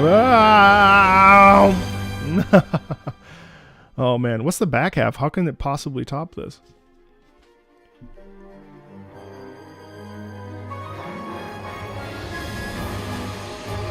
Hey, Cheng. You're in your car?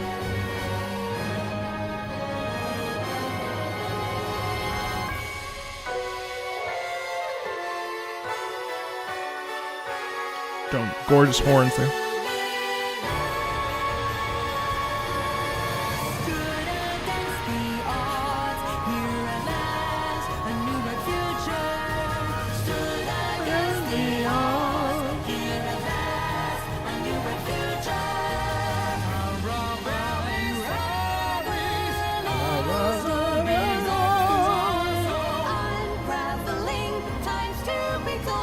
Nice.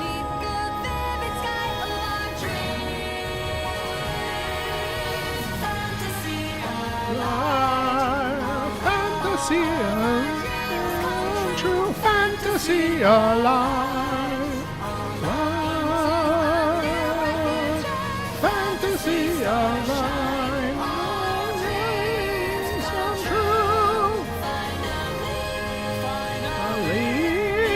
Oh, that's high. Holy shit.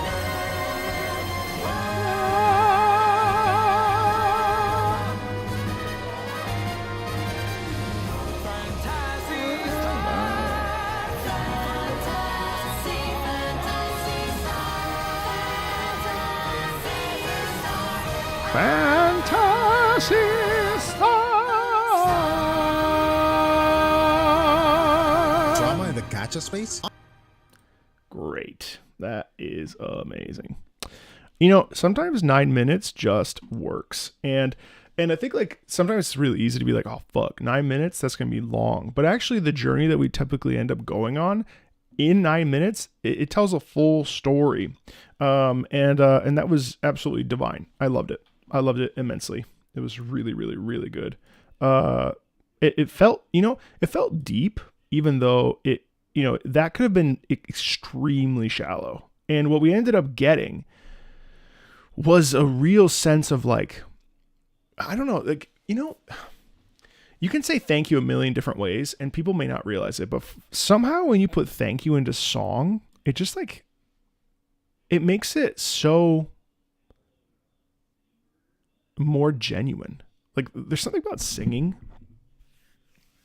with a melody and with like it just enhances everything around it. It enhances the words that are being used. And that's the cool thing about music, I think. And that's what makes me excited about it. Cause it's like, saying thank you versus thank you for everything. Very different than thank you for everything. Like there is no comparison to that. One is way more sensitive. One is way more vulnerable.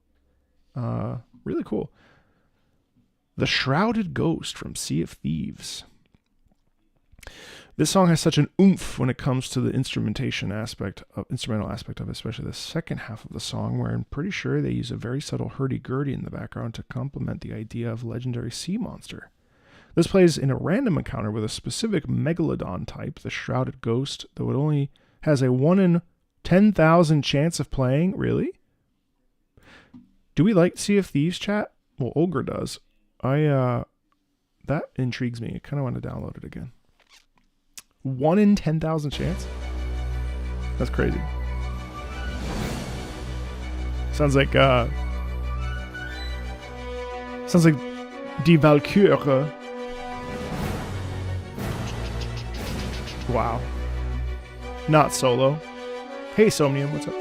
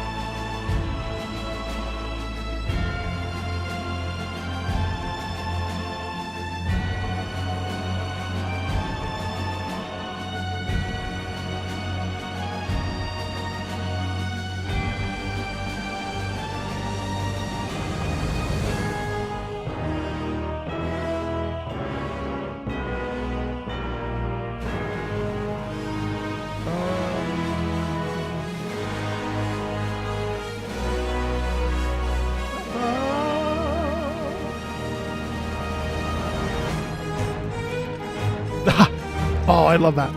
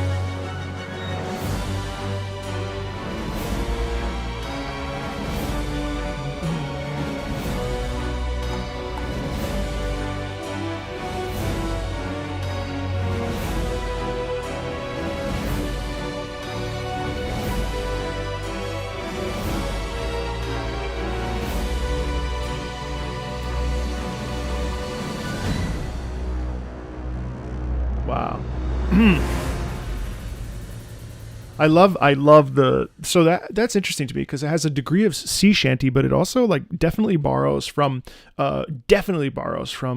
something like oh boy, Der Fliegende Holländer, the Flying Dutchman. There's absolutely a comparison to be made between this and Wagner's Der Fliegende Holländer, which is all about the Flying Dutchman. And I think it's like so perfect for the concept of piracy mixed in with actual drama and tension. It's really cool. The fact that the Shrouded Ghost, the world boss that for many players doesn't exist, there are people who have played Sea of Thieves daily for 5 years and have never seen it appear. But I bet you when you heard this, if you hear this in game, wait, you know what?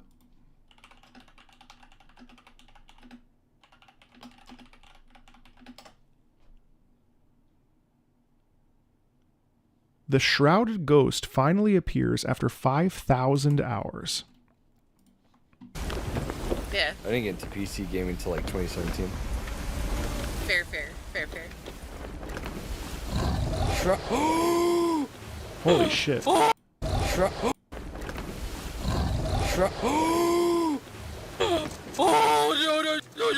no.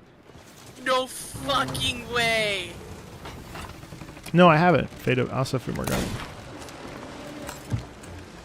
Oh. I have just not in. I have listened to Song of the Ancients, just not in a video. I can fix that. Oh my god. Unbelievable, dude. Finally. Dude, that would scare you, especially with the Sea of Thieves water. The Sea of Thieves water is one of the my best God. water systems I've I ever should seen. be streaming this right now. Oh, I'm clipping the fuck out of it. Oh my god.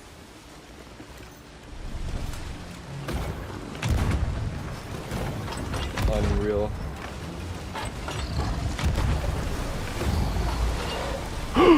Holy shit, dude. Yeah, that's right. Go under the ship. Let's go! Wow. Sorry. You can barely hear the music though, which kind of sucks. Let's go! Yes! Hours finally, let's go! K hours finally, let's go! 5,000 hours. That is wild. Man, that's really cool. I liked hearing the music more than watching that video though, just because the music wasn't very loud. This one's Heroes Hour. Decay. Heroes Hour is one of the newer spiritual successors to Heroes of Might and Magic. Though simple at first glance, this one has quite a few unique twists on the familiar formula, and the music's definitely one of them. This track in particular is related to the game's Undead Necropolis faction, and I bet you'd never expect a track like this. This, in a fantasy game like this, to be the definition of their groovin'. Okay, awesome. Let's check it out. 1 in 10,000 chance. No, there was music in there. It just wasn't very loud.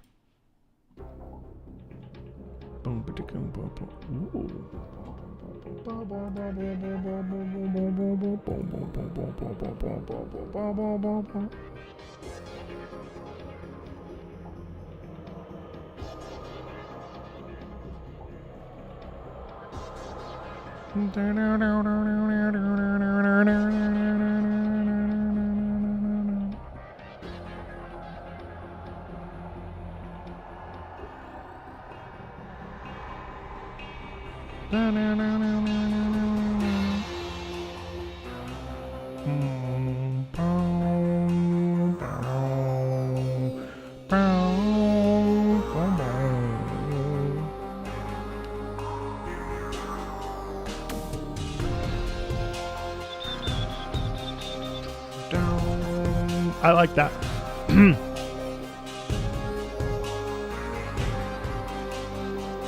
I like how it's ever so slightly retro, but the beat is actually like the driver, but also like a wonderful melody that kind of buoys the whole thing up. You know what I mean? It's really sick.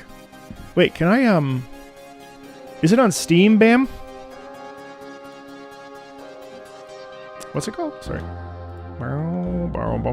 I love that rhythm. I spelled it wrong. What? Spelling it wrong.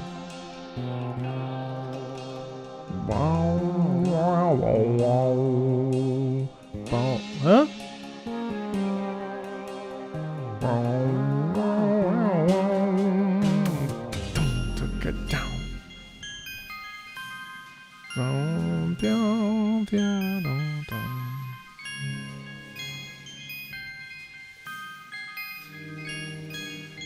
Huh. Oh my god, that synthesized bass is insanely cool. Boom, boom, boom, boom.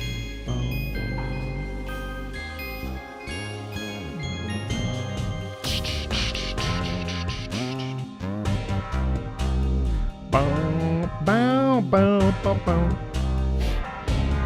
Bow, bow, bow, bow, bow, bow. Ah! Ah! That's amazing. That's amazing. That's so subtle. Bow, bow, bow. The unison movement now with the bass, they're all coming together. That's awesome.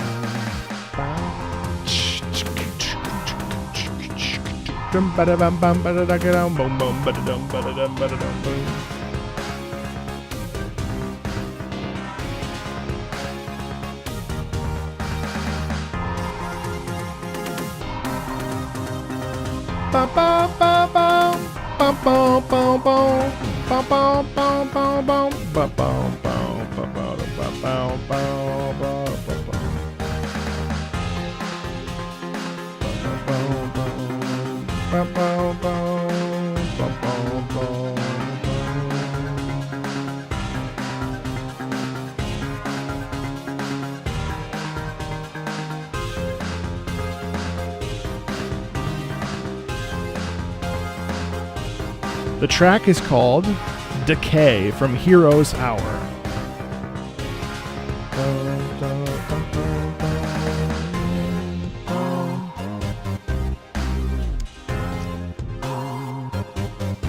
The unison stuff is really sick, dude.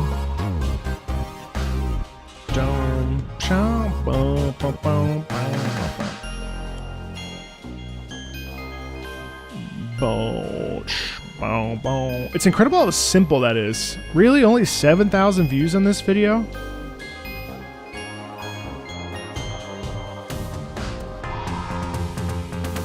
Also, what an interesting choice to have this be representing the necrotic class.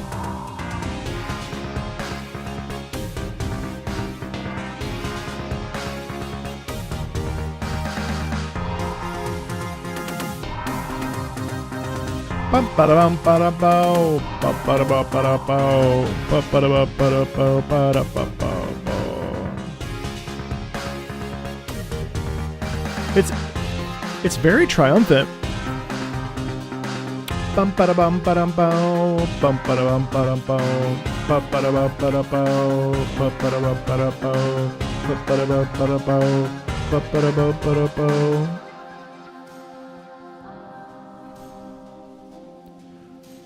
This sound is kind of a staple of Undead Retro.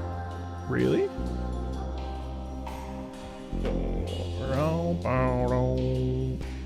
Listen to this beat too.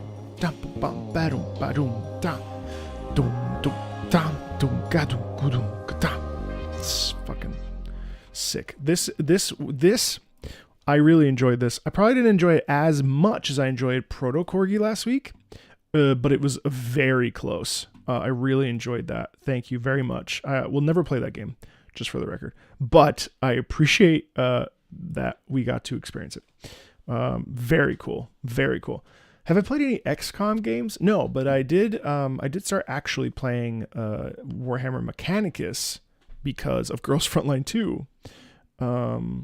I've heard some Payday 2. Not a lot of it, though. I'll never play it because I'm not into tactics games like this. But the art style and everything, like, I'm just really happy this game exists. Does that make sense? Like, it's like a game I really appreciate, even though, and the music was incredible. I want to hear more of it, Bam. So if you don't mind, like, put some more on there. Up to you, of course. You are the patron. But I really am excited that this is out there. It's awesome. It was also really nice to hear, like, sort of the spiritual successor of Heroes of Might and Magic, the music. I tried Slay the Princess. I did one playthrough of Slay the Princess, but I didn't actually play, like, the culmination of it. Girls Frontline 2 is XCOM, but Thanks, what's but in gacha form, which and with like girls exclusively. So, sort of take it or leave it. New Year, New Me. This is by far my favorite ambient boss music.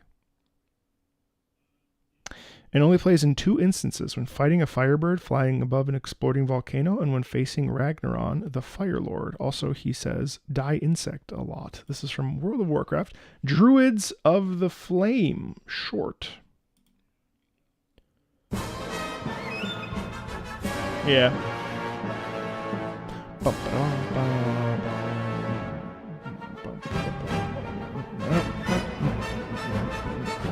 Hey, Gito, what's up?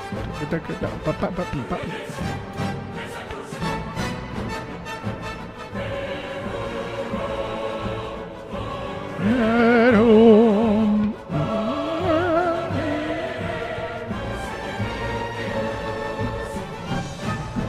Boom.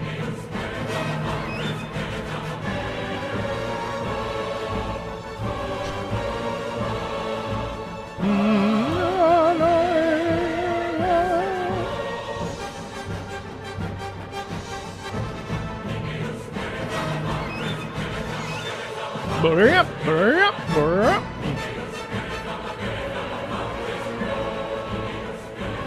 At all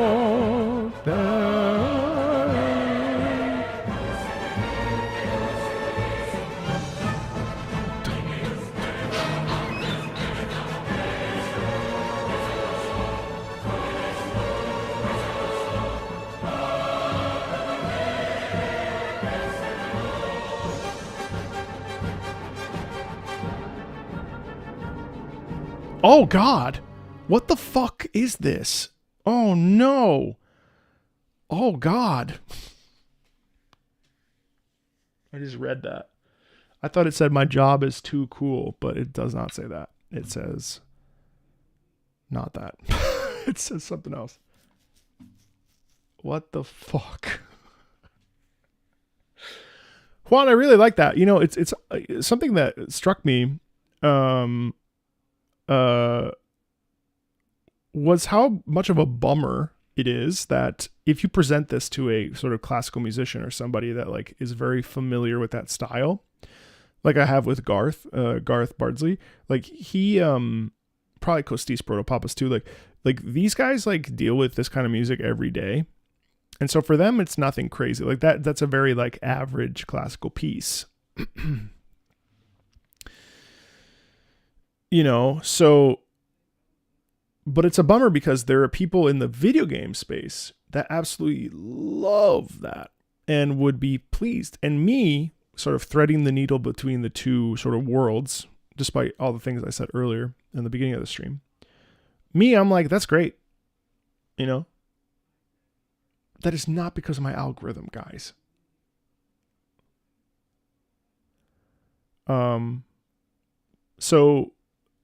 So that's why I find that really fun and really cool to listen to. It is kind of a bummer that like people will probably be like, well, that's something I've heard before a million times.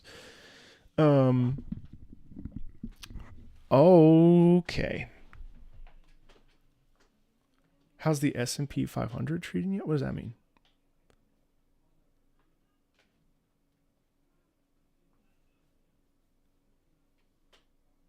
No, when have I ever looked up Ganyu is horny?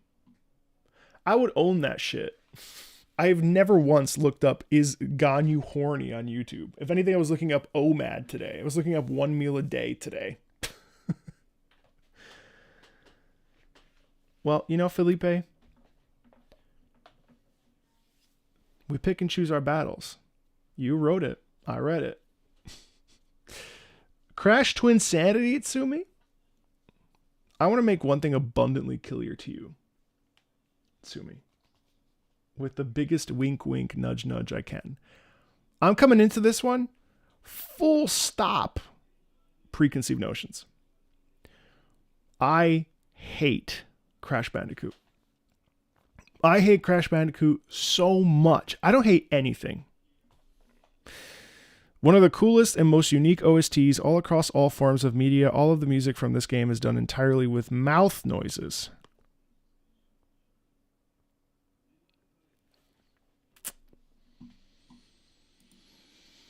Why? Were you a child in the 90s? That's why I hate Crash Bandicoot. I mean, hate, like hate, not like hate, but like hate. I mean, I hate, but yeah. All right, here we go.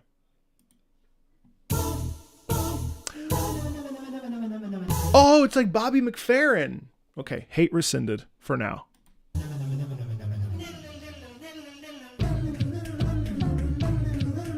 You know that Bobby McFerrin has done the Flight of the Bumblebee.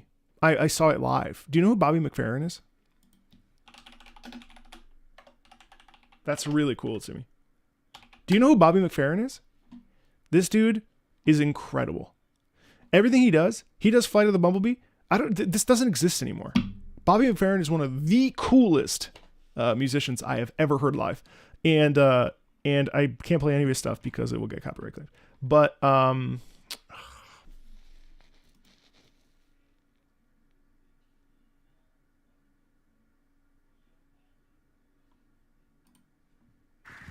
years ago, when I was at a jazz festival in Finland, I was escorted around by this young woman who was part of a jazz group called, oh gosh, what was the name? Anyway, it was a quintet. They were really good. And this was years ago. And she said to me one day, she said, you know, you should learn a Bach prelude. So I learned the first one. It's the one that goes... Oh, it's incredible.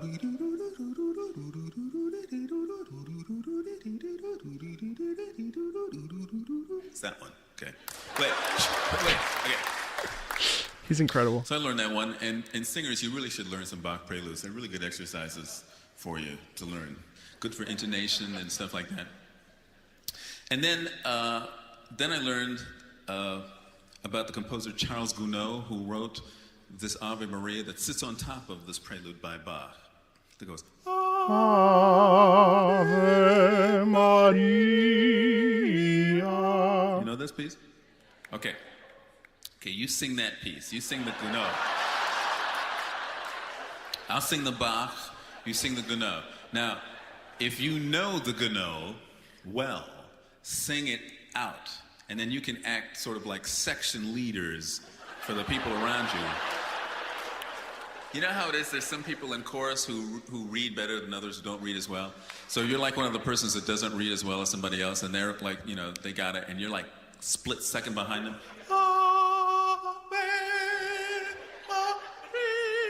You know, so do that. And if you're Jewish and you have a problem singing the Ave Maria, you can sing the Oive Maria.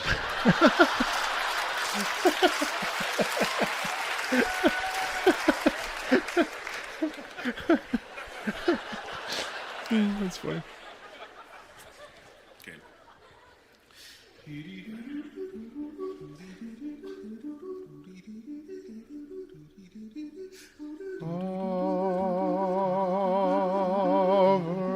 Ave Maria,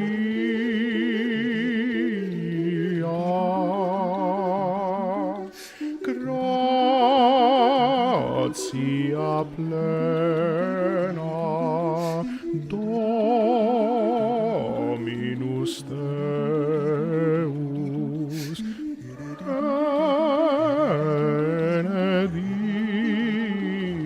benedicta tu in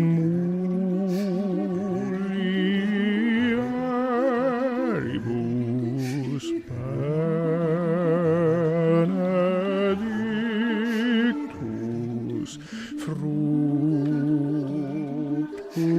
ventri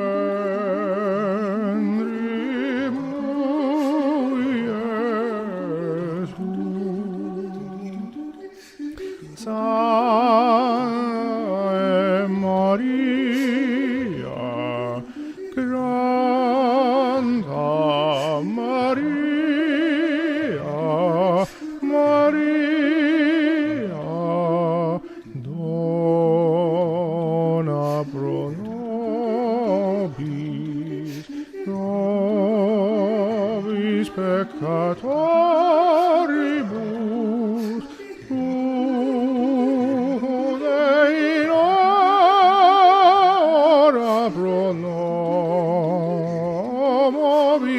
Oh, no, no, it's the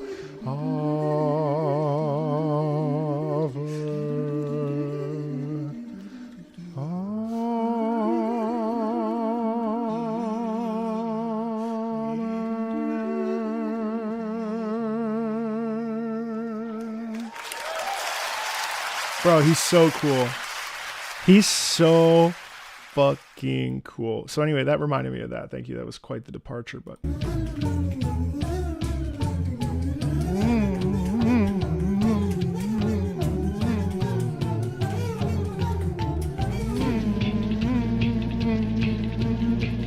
I had sick bass in it.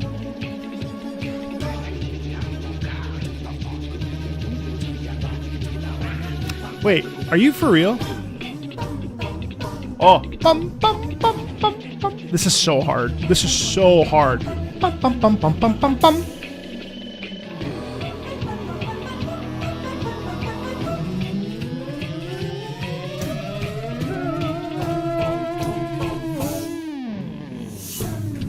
The whole soundtrack?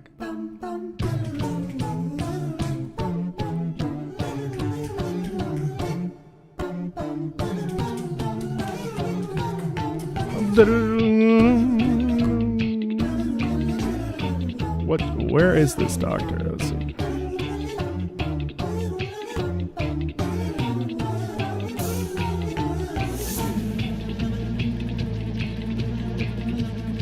Spiral Mouth. Is this the final boss? Assuming? I love it.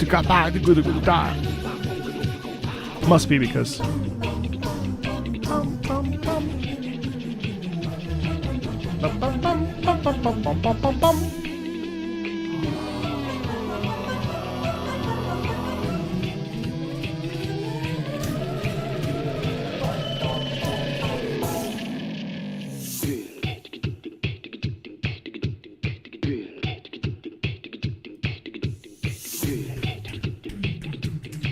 Doom, doom, doom, doom, doom, doom, doom, doom, doom, doom.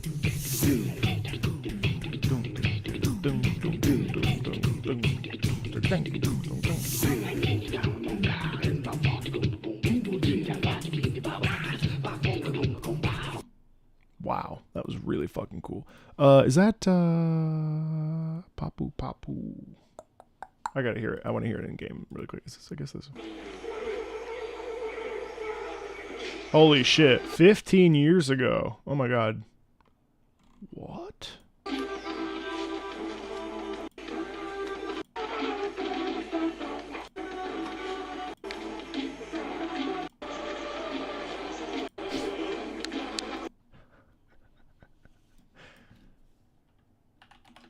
Amok gameplay crash.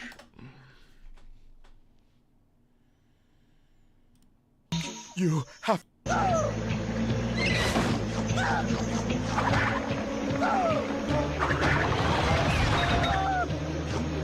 That's really cool.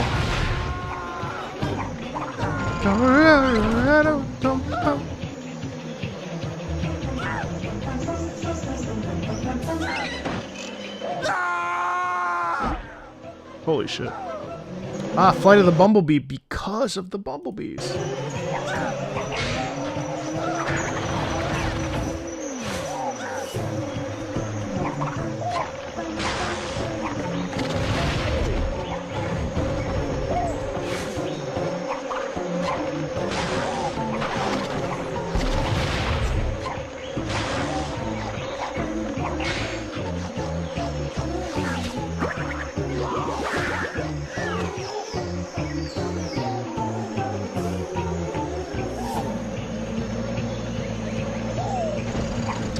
I love how the tension. That's pretty cool how you're waiting for him to cross so that you can have this draw down. That's really cool. So man, sick. Actually, I'm gonna play Crash Twinsanity, assuming it plays well, because I really do hate the OG Crash Bandicoot. That was awesome. Oh man, Raging Brachydios. Fuck yeah. Oh, this is the mount theme for Raging Brachydios. Cool.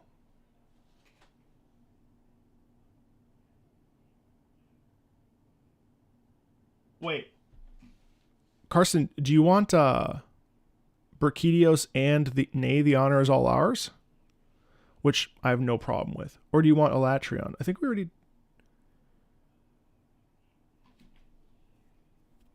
Oh, it's full of bugs. That's a bummer. Sure. I'll never say no to listening to Nay, the honor is all ours again.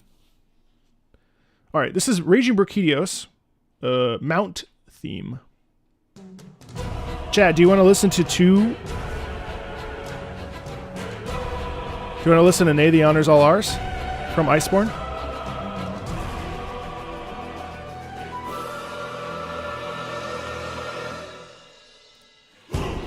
Oh.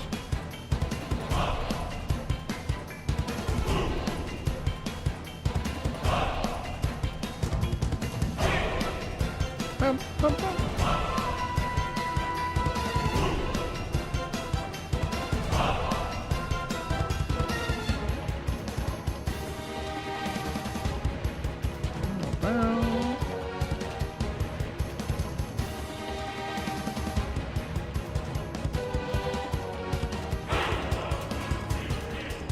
Oh. It's so fucking good.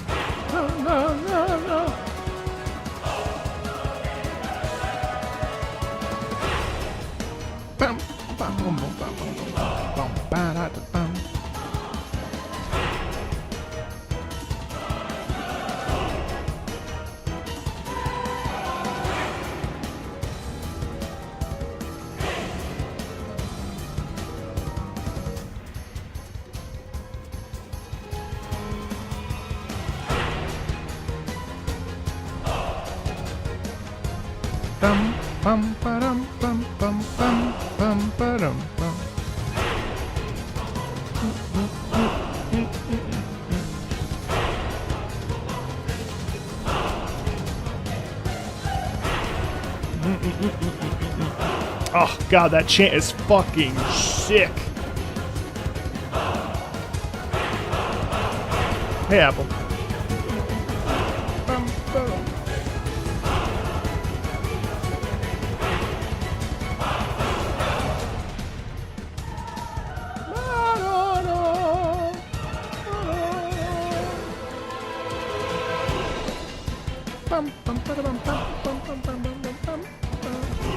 Actually, Carson, I'm gonna hold off. Not because I don't want to, but because I'm on stream for another 15 minutes and I want to get through some other stuff. You know, that Brachydios fight is so sick. I've never actually done it myself, but I'm stuck on the spider in Monster Hunter Rise. Ragna Kadaki, man, fuck Ragna. I've carded 6 times. My God, she's such a pain in the ass. Man, it really gets hard. It gets really difficult. Hey, Zav. It gets really difficult. I'm sort of figured out her web mechanics. Yeah. Yeah, kind of. Tactics Ogre Reborn. Ooh. Let's do Autumnal Sky. No, I didn't finish Iceborne. It's been almost 3 hours. I got...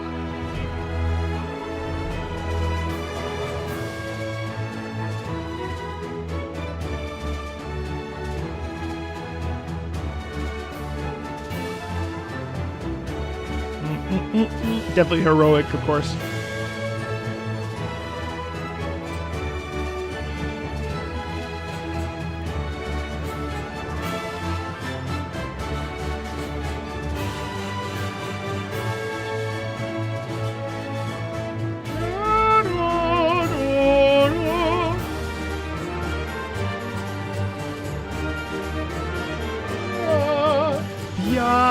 I really want to play this if I can find some time.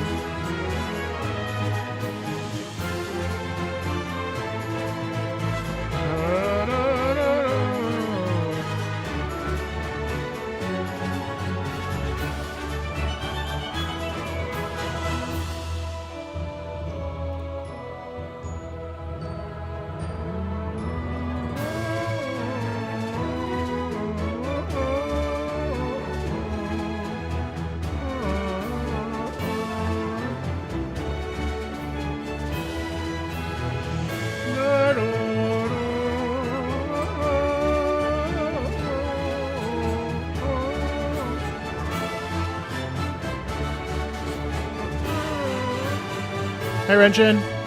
Take care. I'll see you later.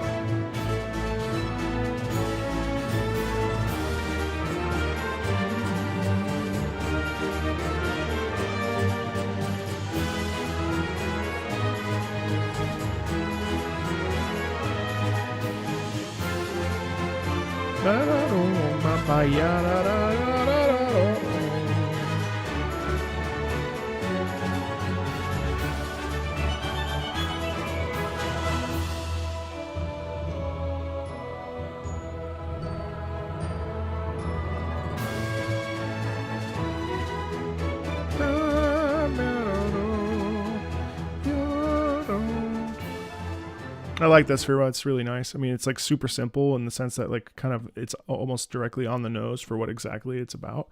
But I don't think that's a negative. I think that's quite a positive. It's really nice. As far as Rachna is concerned, Rachna fucking sucks. And I'll tell you why. When it's really the second phase when the back of when the egg sac is broken and she tilts her head up. And she starts doing the fire. So like if with the charge blade, I'm directly underneath her because I'm trying to maximize damage, obviously with with the B attack, right, to get max damage. And then as she raises her head up and she starts spitting, that's really tough. And the fact that she's moving sideways is not. It's just I'm just having a hard time. I'm having a hard time reading her telegraphs. She's pretty tough. Speaking of Monster Hunter, Gorath of the Abyss, Nakarkos theme. I don't think I've ever heard this, which is cool. I'm looking forward to it. The battle theme for Nakarkos, the final story boss of Monster Hunter Generations. This was my suggestion for the Halloween stream that almost was. Yeah, I know. Thanks, Bird Guy. I appreciate you holding out for that. Oh, that's you. Sorry. Holy shit. No, I haven't done Fatalis. Oh man, the chant is sick.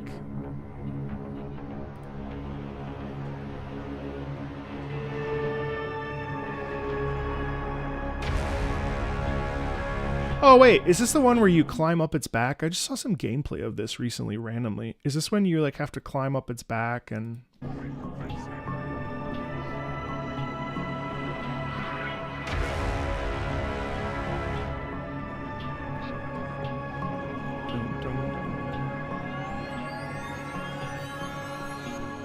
Like we have to like literally walk on its back? I think it is.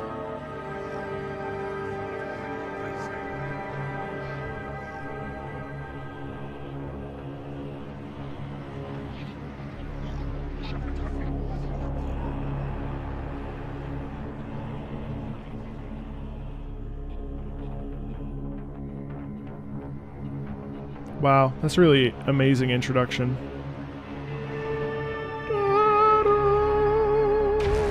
Oh.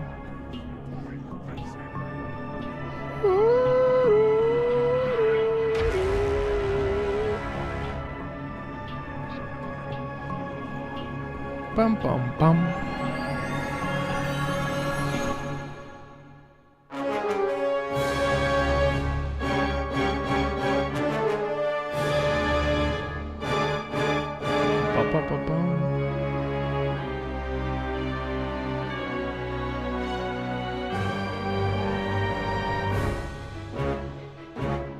Oh no, it's not. It's not. Whoa, it's like a squid.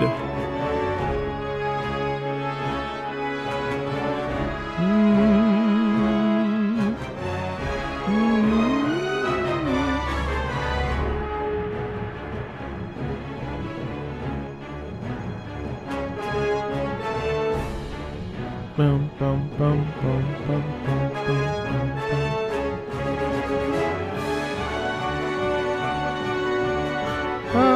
Wait.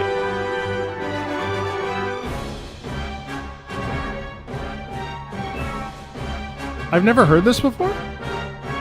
Hey, thanks, Rut. Appreciate that.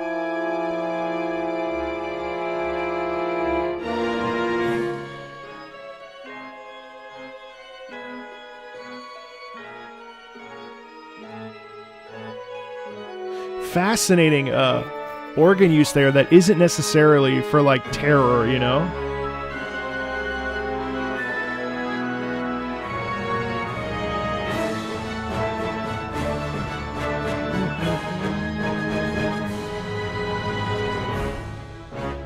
dum bum bum bum bum bum bum ba dum.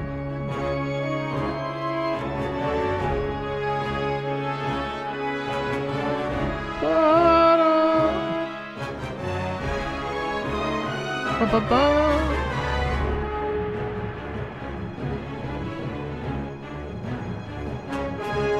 Ba ba ba.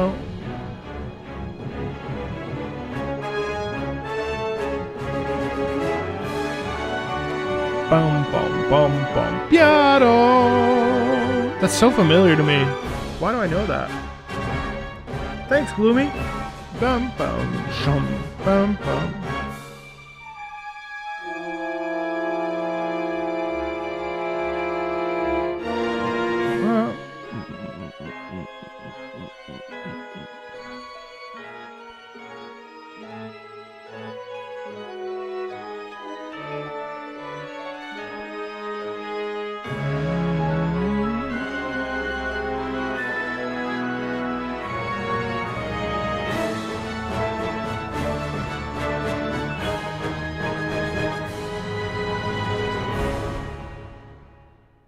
Huh. I have mixed feelings on that. On the one hand, I really like it because I appreciate how they're using the organ to paint the picture of like the devilishness of it, but also the size. But also there's actually a moment where it almost feels like the organ is actually for the hunter in that particular instance. So I wish it did more. You know what I mean? I wish it did more. I kind of felt like it sort of fell a little bit flat, or what I guess maybe my own expectations for what it should. So maybe it's actually me because I wanted it to be more, you know, like, but I mean, it's not badly composed at all. In fact, it's really well composed. I really like the first half. I mean, I think the first half for me is really what sells it. The first half is really phenomenal. With the chant, especially, and the real like sort of terror. It must be when Narcakos' like face is down in the ground or something. Really, really cool. If you want me to listen to the Halo main theme, there's a whole playthrough of Halo, so you can just go watch that. I bet you actually facing Narcakos must be terrifying. That would be very scary. All right, I think I'll stop here for now. I'll do one more. Life Returns from Fire Emblem Path of Radiance, and then I'll stop, since next week we can sort of have a chill stream. I know some of you are waiting like to the end of the month, so thank you for, well, I guess that's fine. You know how it works. The first PEFE song with in-game language. The final ending theme of the game. Life does in fact return in the game, but something still feels off. Cool.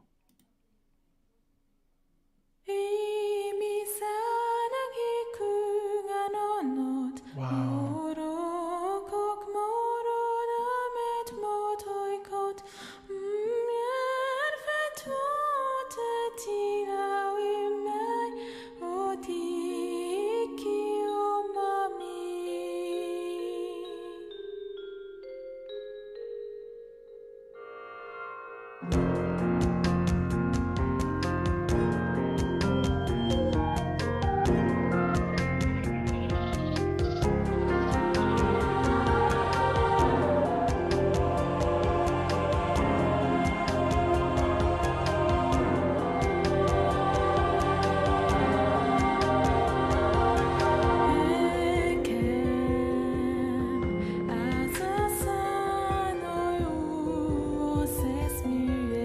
Whoa, a little bit off there. That's a little off kilter there, metrically, or with the meter. Or at least with her rhythm compared to the supportive rhythm. That's really interesting.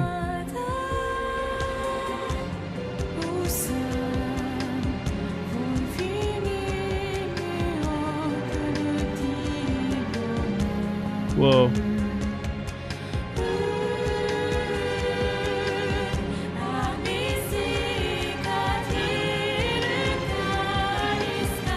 Wow.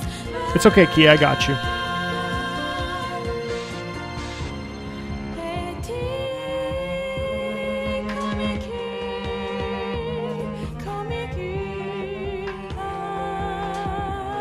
Wow.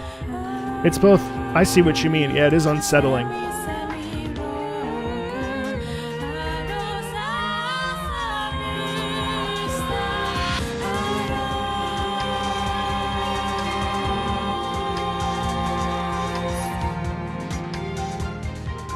This can't be the real ending. There's no way. Not this. That's not the real ending.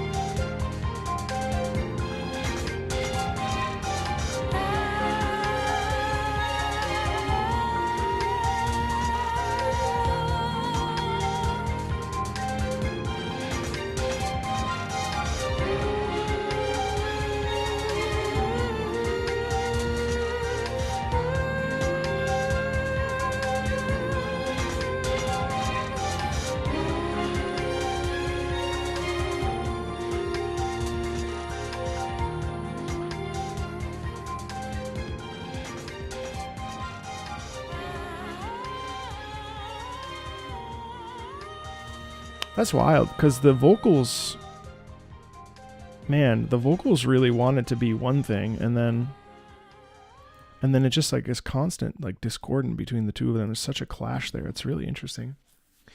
Let me end with Katamary Damacy, Lonely Rolling Star, one of many iconic tracks in the original Katamary soundtrack. This one is a total earworm. Cannot recommend this fever dream of an excellent game enough. I think I didn't buy it, but I will.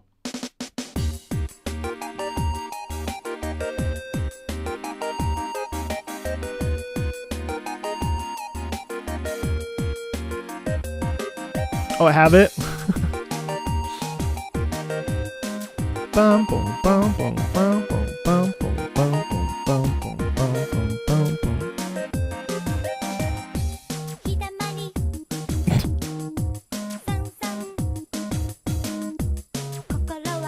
Oh my god, that's absurd.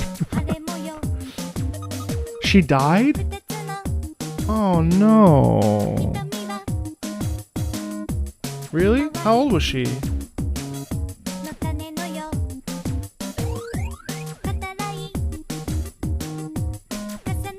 That's so tragic.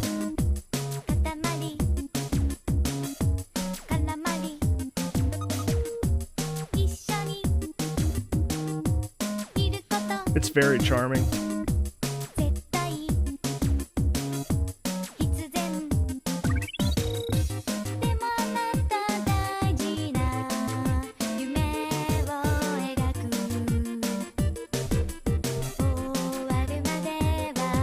What's my favorite kind of meatball? Meatballs? That's very cute. I love how bright it is.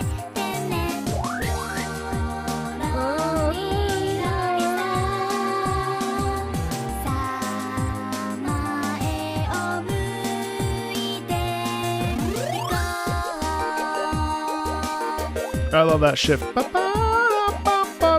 Hey, never see with it.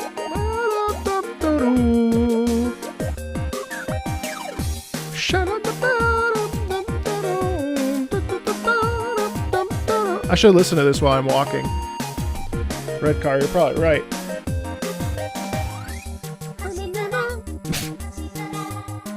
It's definitely wacky.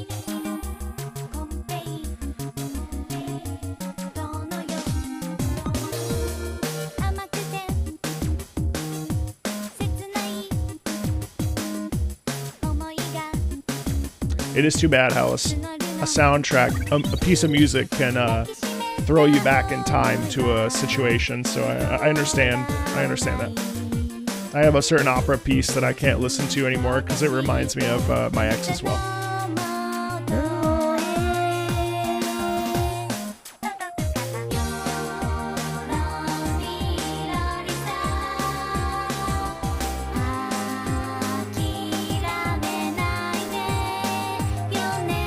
Take care.